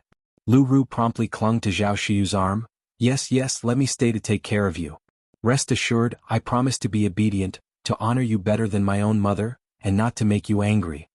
No need, Zhao Shuiyue waved her hand. I am very healthy and can look after myself. Plus, Yang visits me often, I will be fine. Ni Yang. Again Ni Yang. Why couldn't she just leave them alone? Jiao Wentong narrowed his eyes, smiling. Sister, it's not good to trouble someone else so much. Let Xiaoru stay and take care of you. She gets along with you, and if you're willing, Haoshan and I have discussed it, we can go through the adoption process in the next few days. After Lu Ru became Zhao Shuyu's daughter in the eyes of the law, she would naturally inherit everything from Zhao Shuiyue. Zhao Shuiyue had no children of her own in this life, and when the time came, Lu Ru would be her sole heir. And I Yang would have to stand aside. Jiao Wentang's calculations were resounding like a burst of rapid fire. Zhao Shuiyue shook her head. I appreciate your sentiment, but at my age, what do I need a daughter for? Besides, that child Yang is like my own granddaughter to me. Having a daughter or not doesn't matter. She didn't count on a daughter to see her through old age and to provide for her end-of-life care. Zhao Shuyu's every other sentence involved Ni Yang, and Jiao Wentong was taken aback, having not expected this reaction from her, much less her refusal. Chapter 949. A Heartless and Ungrateful Villain. She was willing to adopt out her own daughter, who she had carried for 10 months, to Zhao Shuiyue. Shouldn't Zhao Shuiyue be grateful? It's not something anyone can easily decide, to adopt their daughter out to someone else. Lu Qinian was also stunned. Lu Ru was his treasured daughter. If it were someone else, he wouldn't bear to adopt Lu Ru out. Zhao Shuiyue is really ungrateful. Could it be that she really wanted to keep all the good things for Ni Yang? That isn't acceptable. Just then, noise came from outside the door. Grandma Zhao. Yang is here. A smile appeared on Zhao Shuyu's face as she walked towards the door. She looked as if she were seeing a beloved relative. Even her expression when seeing Lu Ru was never this joyful. This showed how special Ni Yang was in Zhao Shuyu's heart. Lu Qinian and Jiao Wentong exchanged glances, both seeing displeasure in each other's eyes. Yes, they both hated Ni Yang. They were afraid Ni Yang would take what rightfully belonged to them. This little girl Ni Yang was unrelated to Zhao Shuiyue. Why should she be so good to Zhao Shuiyue? She was clearly aiming for Zhao Shuyu's possessions. It was disgraceful. At such a young age she was already so scheming. Who knows how her family raised her? Haoshan, what should we do? Jiao Wentong looked at Lu Qinian and asked in a low voice. Lu Qinian looked towards the door. Let's see how things unfold for now. Don't antagonize her. Jiao Wentong nodded. Zhao Shuiyue welcomed her, and indeed, Ni Yang had arrived. Ni Yang was holding a big round watermelon in her arms. Grandma Zhao, this watermelon was grown by our family. It's also the first crop of the year, very sweet. My mom said you would definitely like it. Like all elderly people, Zhao Shuiyue loved sweet things, so Ni Yang often brought her pastries and fruits. Zhao Shuiyue smiled and said, Yang, there are many people in your family and I am alone. I can't eat such a big watermelon. You should take it back. As they spoke, they walked into the house. Ni Yang placed the watermelon on the table. We picked a lot, giving you one still leaves us with 7 or 8. If you can't finish it, I can help you juice it. You can chill it in the well and drink it slowly. After finishing her sentence, Ni Yang then noticed Lu Qinian and the others had arrived. Uncle and auntie are here too. Ni Yang greeted them proactively. Although she didn't particularly like Lu Qinian's family, they were still close with Zhao Shuiyue, and she didn't want Zhao Shuiyue to feel awkward by not greeting them. Jiao Wentong got up and laughing said, Yang, you are really filial, bringing such a big watermelon. If someone who didn't know any better saw this, they might think you are my big sister's own granddaughter. With that, she added meaningfully, I guess even her real granddaughter isn't as filial as you? The words carried a layer of sarcasm. As the saying goes, unsolicited favors indicate an ulterior motive. She was hinting that Yang had ulterior motives. If Zhao Shuyue was smart enough, she would definitely understand her meaning. Just afraid that old lady Zhao Shuyue was a fool. In fact, Zhao Shuyue really didn't pick up on the hostility in Jiao Wentang's words. Because Yang was all virtues in her heart, hearing Jiao Wentong praising Yang made her quite pleased.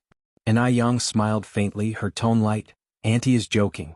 Respecting the elderly and loving the young is a traditional Chinese virtue. One should not be the type of heartless person who discards his wife and steals another's husband. If Jiao Wentong had kept a low profile, it might have been alright, but unfortunately Jiao Wentang's words had thorns. Yang was not one to suffer in silence. Whoever made her uncomfortable, she would return the favor. If she continued to swallow insults, the other party might think she was easy to bully. Zhao Shuyue finally caught on to Jiao Wentang's sarcasm and felt somewhat displeased. Luckily, Yang was quick-witted and fired back immediately. With that response, Jiao Wentang's face instantly changed. What a sharp-tongued little girl. To dare to say such things. Lu Qinian's expression also turned very unsightly. No matter what his shortcomings, it wasn't up to a little girl to criticize him. What was Yang really? Did she really think that because Zhao Shuyue liked her, she was truly Zhao Shuyue's granddaughter? As long as he was alive, that would never be possible. An outsider will always be an outsider. Chapter 950, A Heartless and Disloyal Villain. Hey, what nonsense are you spouting? Lu Ru stood up angrily.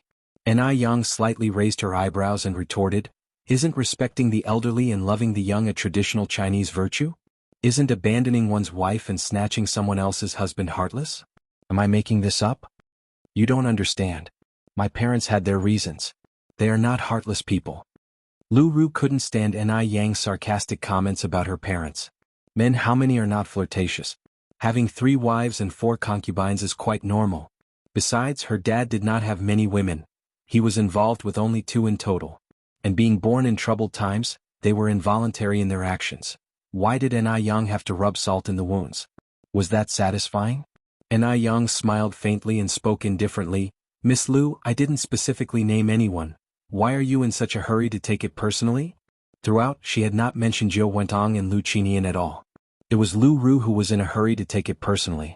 Stifled, Lu Ru's face turned red, overwhelmed with anger. Jiao Wentong turned to look at Lu Ru, his face wearing a smile, seemingly unaffected by Yang's words. Yang is truly a clever girl, and so beautiful like a fairy. No wonder my sister likes you so much. Who wouldn't like such a girl? Unlike our Xiaoru here, honest and simple, clumsy as a bear. Honest and simple Lu Ru was no match for Yang. Even if Yang sold Lu Ru off, Lu Ru wouldn't know. Jiao Wentang's comment was still a hidden jab, potentially deeply wounding. Unfortunately, Yang wore a coat of armor today and took Jiao Wentang's praise without hesitation. Thank you for the compliment, Auntie. I think so too. Jiao Wentong choked. How could she respond to that? That wretched girl. She wanted to mock Yang but ended up praising her instead. Jiao Wentong wished she could slap herself several times. Keep your mouth in check. Absolutely infuriating. Zhao Shuyue suppressed the urge to laugh and came out from the inner room with a piece of pure white cloth and handed it to Yang. Yang, I've repaired the embroidery you asked me to do. Is this all right? Though Zhao Shuyue was old, her eyesight was still excellent. She often helped Yang with embroidery and mending, and Yang never refused Zhao Shuyue's assistance. She even frequently sought her help. Zhao Shuyue, with her bound feet, couldn't do heavy chores and being elderly lacked the strength, so she mostly engaged in sewing and mending. Yang didn't want Zhao Shuyue to feel her life had lost its purpose. So she often sought Zhao Shuyue's help, allowing her to live a fuller life. And moderate embroidery, maintaining some mental activity, could also prevent dementia. Zhao Shuyue was also happy to help Yang. Only during embroidery did she truly enjoy life. Yang looked at the embroidery and saw the lifelike stitches on the white cloth. The embroidery was exquisitely done. Zhao Shuyue deserved her reputation as a maiden trained in an affluent household. Her embroidery skills were impeccable. Grandma Zhao, your embroidery is so beautiful. And I Yang praised generously. Zhao Shuyue smiled, "Not at all, you just like to flatter me." And I Yang said, "It's truly beautiful. I couldn't learn this craft no matter how many times I tried." Under Jiao Wentang's eye signal, Lu Ru came over and said in surprise, "Auntie, at your age, why do you still do such handicraft work? It's so harmful to the eyes. Why don't you come back with us? I promise you won't have to do a thing, we'll treat you to the best of foods and take good care of you, allowing you to live a life like a fairy."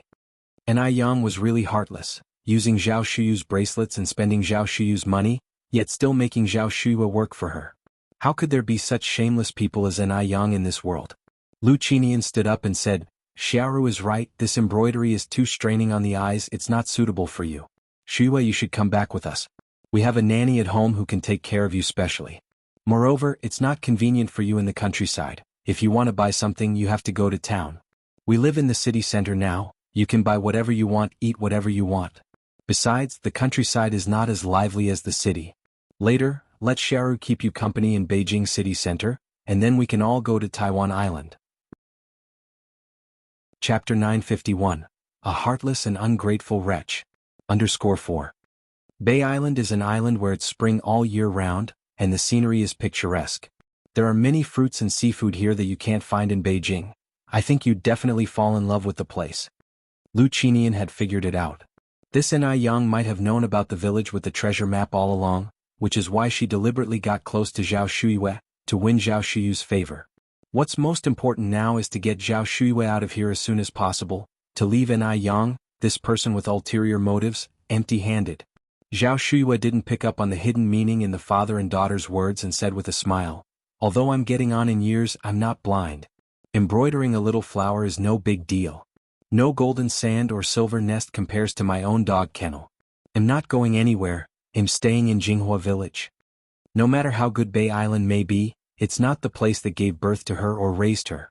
She feels no attachment to that place and has no desire to pine for it. When you get old, you just want to settle down to your roots, not to wander back and forth drifting everywhere. Won't you be without anyone to take care of you if you stay here?" Lu Qinian asked earnestly. "Bay Island is really very nice, Shuyue. I couldn't follow you around when we were young, but I truly hope you'll give me a chance to make it up to you. Besides, we're husband and wife who have taken our wedding vows. Husband and wife are one body, what's mine is yours and what's yours is mine, what's yours is mine and what's mine is yours." He said it with such artfulness. "I don't need anyone to take care of me," Zhao Shuyue continued. "Besides, I've gotten by just fine without you for 60 years. But what if you meet with some accident while you're alone? What then?" Lu Qinian countered. Zhao Shuyue said with a smile, "If something happens, there's still Yang Yang. Don't look down on Yang Yang for being young, her medical skills are very good." "How is it Ai Yang again?"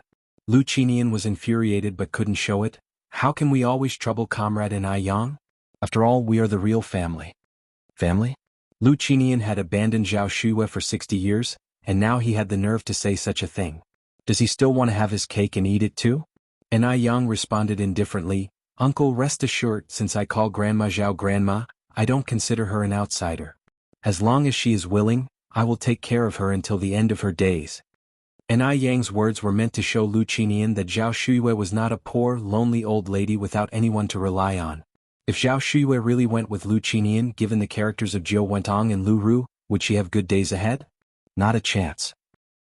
Hearing this, Zhao Shuyue looked at Ai Yang, her eyes slightly moist.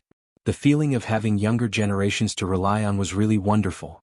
If it weren't for Ai Yang, she wouldn't have had such strong confidence to face Lu Qinian. At least she wasn't alone now. Lu Qinian was choked up again. Take care of her until the end of her days? Why should Ai Yang take care of Zhao Shuyue until the end of her days? Does she have even a scent of relationship with Zhao Shuyue? She's clearly eyeing Zhao Shuyue's gold mine. Lu Qinian had lived a good half of his life but had never seen anyone as shameless as Ai Yang, managing to make greedy avarice sound so refined and noble.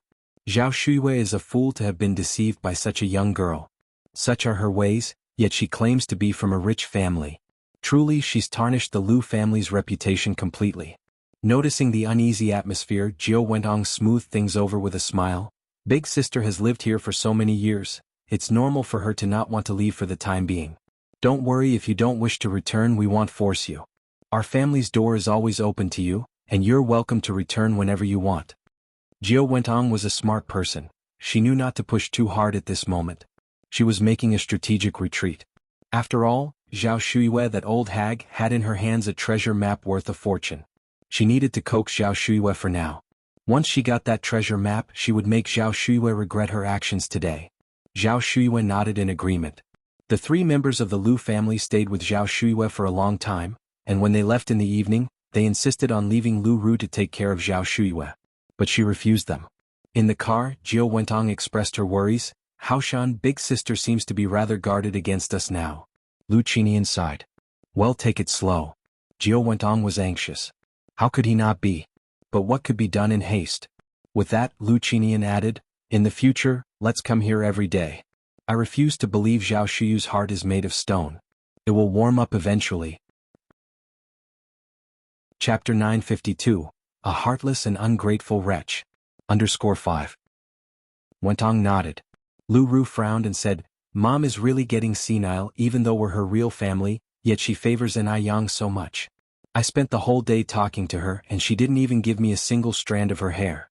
And to think she gave our family heirloom to Yang. Wentong patted Lu Ru on the hand. Xiaoru, don't worry, Mom and Dad won't let anyone take your things. Getting the bracelet back was just a matter of time. As the car slowly moved along, Wentong suddenly caught sight of a very familiar figure while passing by a house. Wentong's pupils contracted. Was that Zhao Qing Grandma Zheng? Yes, it was her, no doubt. Why would Grandma Zheng be here? Wentong clenched her fists. Mom, what's wrong? Lu Ru, noticing that Wentong seemed a bit off, asked with concern. Wentong smiled and looked away. Oh, nothing, I just suddenly remembered something about your brother. He's not young anymore and he still doesn't have a girlfriend. Lu Ru laughed. So, Mom wants to hold a grandchild. It's not just your mom, I want to hold a grandchild too, Lu Qinian added. But that's not urgent right now, let's first deal with the matters at hand. Wentong nodded. All the way Wentong was restless. Why was Grandma Zheng here? She hadn't forgotten that Grandma Zheng was the indirect murderer who killed Dr. Jiang and Zheng Lingling. Zheng Xianjing was still in prison, and Wentong had thought about visiting several times, but she couldn't find a proper reason.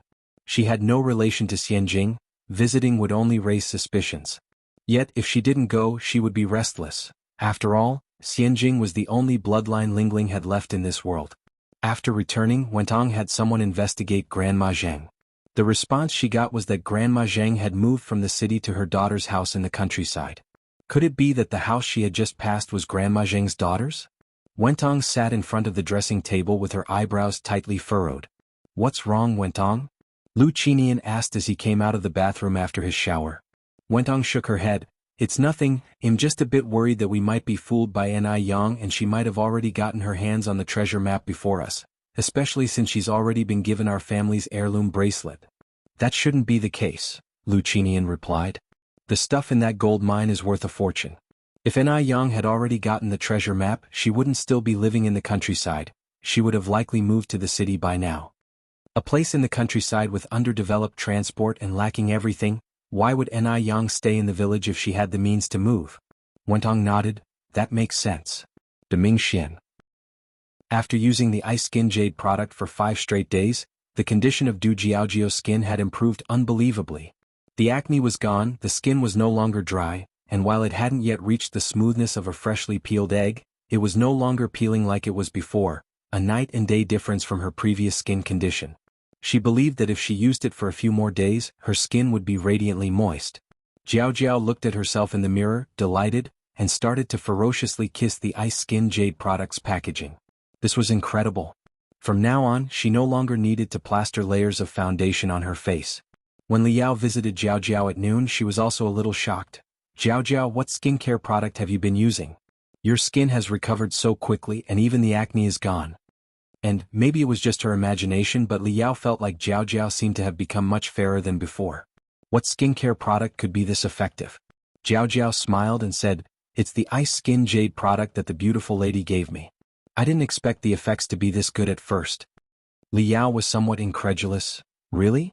The set of domestic skincare that the beautiful lady gave you on your birthday? At that time, the most famous domestic skincare product was the Snowflake Cream from Shanghai. But Snowflake Cream didn't have such effects. The Ice Skin Jade product wasn't even half as famous as Snowflake Cream. Could its effects really be that impressive? Was incredible. Jiao Jiao nodded. Yes, the one from my birthday. Liao remained skeptical. Jiao Jiao, are you sure you haven't used any other skincare products these past few days? I haven't, Jiao Jiao replied. I specifically didn't use anything else to see if the Ice Skin Jade product was really as good as the beautiful lady said, and indeed she was right, it's downright magical. Chapter 953, A Heartless and Ungrateful Wretch. _6. Du Jiaojiao was now regretting not heeding Ni Yang's advice sooner. Bring over that set of skincare products the beauty sent you and let me take a look, Liao continued. Sure thing. Du Jiaojiao quickly ran back to her room and brought over the Ice Muscle Jade Skin set. Liao took the Ice Muscle Jade Skin, studying it carefully. First of all, the aesthetics of these bottles and jars were quite impressive. They looked refreshing and smelled nice. There wasn't any of that irritating odor. You should call the beauty and ask where she bought these. I want to get a set too. Seeing the great results on Du Jiaojiao, it was impossible not to be moved. Liao was a doctor and she could tell that these skincare products didn't contain any of those messy harmful substances. They might actually be useful. But I don't know the Bowtie's home phone number. Just then, Grandfather Du happened to walk in and Liao whispered, maybe you could ask Grandfather Du? Liao felt a kind of inexplicable fear towards Grandfather Du, so she didn't dare to ask him herself. Just as Du Jiaojiao was about to say that Grandfather Du definitely wouldn't know Ni Yang's home number, she swallowed her words and looked up. Third brother, what's the Bowtie's phone number? Beauty? Grandfather Du was taken aback for a moment. Oh, you mean Yang Yang? Du Jiaojiao explained. So it was Ni Yang. The nickname was rather fitting. Do you need her for something? Grandfather Du asked. Du Jiaojiao explained the situation with the Ice Muscle Jade Skin, and then Grandfather Du effortlessly rattled off a string of numbers. Du Jiaojiao was stunned. So Grandfather Du knew Ni Yang's home phone number. That was truly surprising. After getting Ni Yang's number, Du Jiaojiao hurriedly made the call. Beauty, that Ice Muscle Jade Skin you gave me last time is incredibly good. By the way, where is the store that sells Ice Muscle Jade Skin located? Don't mention it, you can find the Ice Muscle Jade Skin store in the department store, but... Ni Yang didn't finish her sentence before Du Jiaojiao interrupted her. Okay, thank you so much, Yang Yang. We're going to buy some now. After the call ended, Du Jiaojiao dragged Liao out the door. Ni Yang looked at the hung-up phone, sighed helplessly. She had wanted to tell Du Jiaojiao that the limited edition Ice Muscle Jade Skin wasn't necessarily available at the department store, but Du Jiaojiao had hung up too quickly. Wanting to prevent Du Jiaojiao from making a fruitless trip, Ni Yang dialed again. The phone was quickly answered. Sister Jiaojiao, you hung up too fast. It's me? A man's voice came through. It was as gentle as the spring breeze. Ni Yang was startled, then realized, is that you, Big Brother Du? Where is Sister Jiaojiao? Grandfather Du glanced toward the door. She's gone out. That fast. Ni Yang was surprised, then said, then please can you pass on a message for me? Meanwhile, Du Jiaojiao and Liao discovered just how precious the Ice Muscle Jade Skin set was once they arrived at the actual store. Not only did they need a membership card, but they also had to make a reservation months in advance. Otherwise, it was impossible to buy. Each store only had a few dozen sets available each month. Liao was extremely disappointed, but luckily the salesperson recommended a few other Ice Muscle Jade Skin products that weren't limited editions. On the way back, Liao was downcast. With just over 10 days left before she left Beijing, where could she wait for 10 more days? If only there were Ice Muscle Jade Skin stores in Xin City. Why were all the good things in Beijing? Du Jiaojiao comforted her. Don't worry, Liao. He'll still be accompanying my third brother here for over half a year. When the time comes, I will send it to you. Liao replied weakly, that is if you can get it. Now Du Jiaojiao was at a loss for words and sighed, I don't know how the beauty managed to get them. She's truly amazing. The two returned to Deming Pavilion, dejected. Grandfather Du sat on the sofa reading Buddhist scriptures, and without looking up when they arrived he asked, didn't get it? Right. Du Jiaojiao nodded. Grandfather Du then said, Ni Yang called right after you left. She told me to tell you that the limited edition Ice Muscle Jade Skin set is hard to get, but if you want it, she can bring one set for you. Really? Du Jiaojiao suddenly got excited. Liao's eyes lit up too. Grandfather Du nodded. Du Jiaojiao exclaimed, the beauty is really a beauty with such wide connections. She can get anything. It looks like I won't have to worry about running out of Ice Muscle Jade Skin. Liao followed up, Jiaojiao, I'm going back to Xin City soon. Could you call and ask the beauty if she can bring a few more sets? Am willing to pay double the price. Such a great product would make a perfect gift. Those wealthy ladies, none of them don't care about beauty. A set of precious skincare products could win over people's hearts. Du Jiao nodded. Okay, I'll go now. During this time, the Lu family practically visited Zhao Shuyu's house every day. But no matter what Lu Qinian said, Zhao Shuyue wouldn't agree to leave Jinghua village, nor would she allow Lu Ru to stay and take care of her. For a while, Lu Qinian became anxious and Jiao Wentong was too. Zhao Shuyue was like a stone in a dung pit, stinky and hard, impervious to soft and hard tactics. Lu Qinian sighed deeply, speaking earnestly, Shuyue, you're also at this age, we have been husband and wife for a lifetime, would I harm you? There's no need for you to be so guarded against me. From the moment you married me, you became a member of the Lu family, and after you pass on, you're meant to be laid to rest in our Lu family's ancestral grave. After he finished speaking, Lu Qinian continued, Shuyue, we are family now, so let's not speak in terms of two households. You can't always rely on outsiders, and I remember our father once said that our ancestors, during the Kangxi Emperor's reign, secretly buried a stash of gold bars and treasured items, leaving behind a treasure map. Is that map with you now? Treasure map? Zhao Shuyu's brows furrowed slightly as she turned to look at Lu Qinian, incredulous. You're here for the treasure map? No. Lu Qinian shook his head in denial. Of course not. In your eyes, am I that kind of heartless villain? I'm here to make amends. I'm just curious about the treasure map, I just asked casually. After all, we are family, is there any secret among family? You're tuning in to the Han Li's Wuxia Adventures YouTube channel. We're so grateful for your support and don't forget to subscribe to join us on this incredible journey through captivating stories. Your generosity through donations truly makes a world of difference, as it's the primary source of revenue that allows me to expand and enhance this channel for you. Thank you from the bottom of my heart for being a part of this adventure.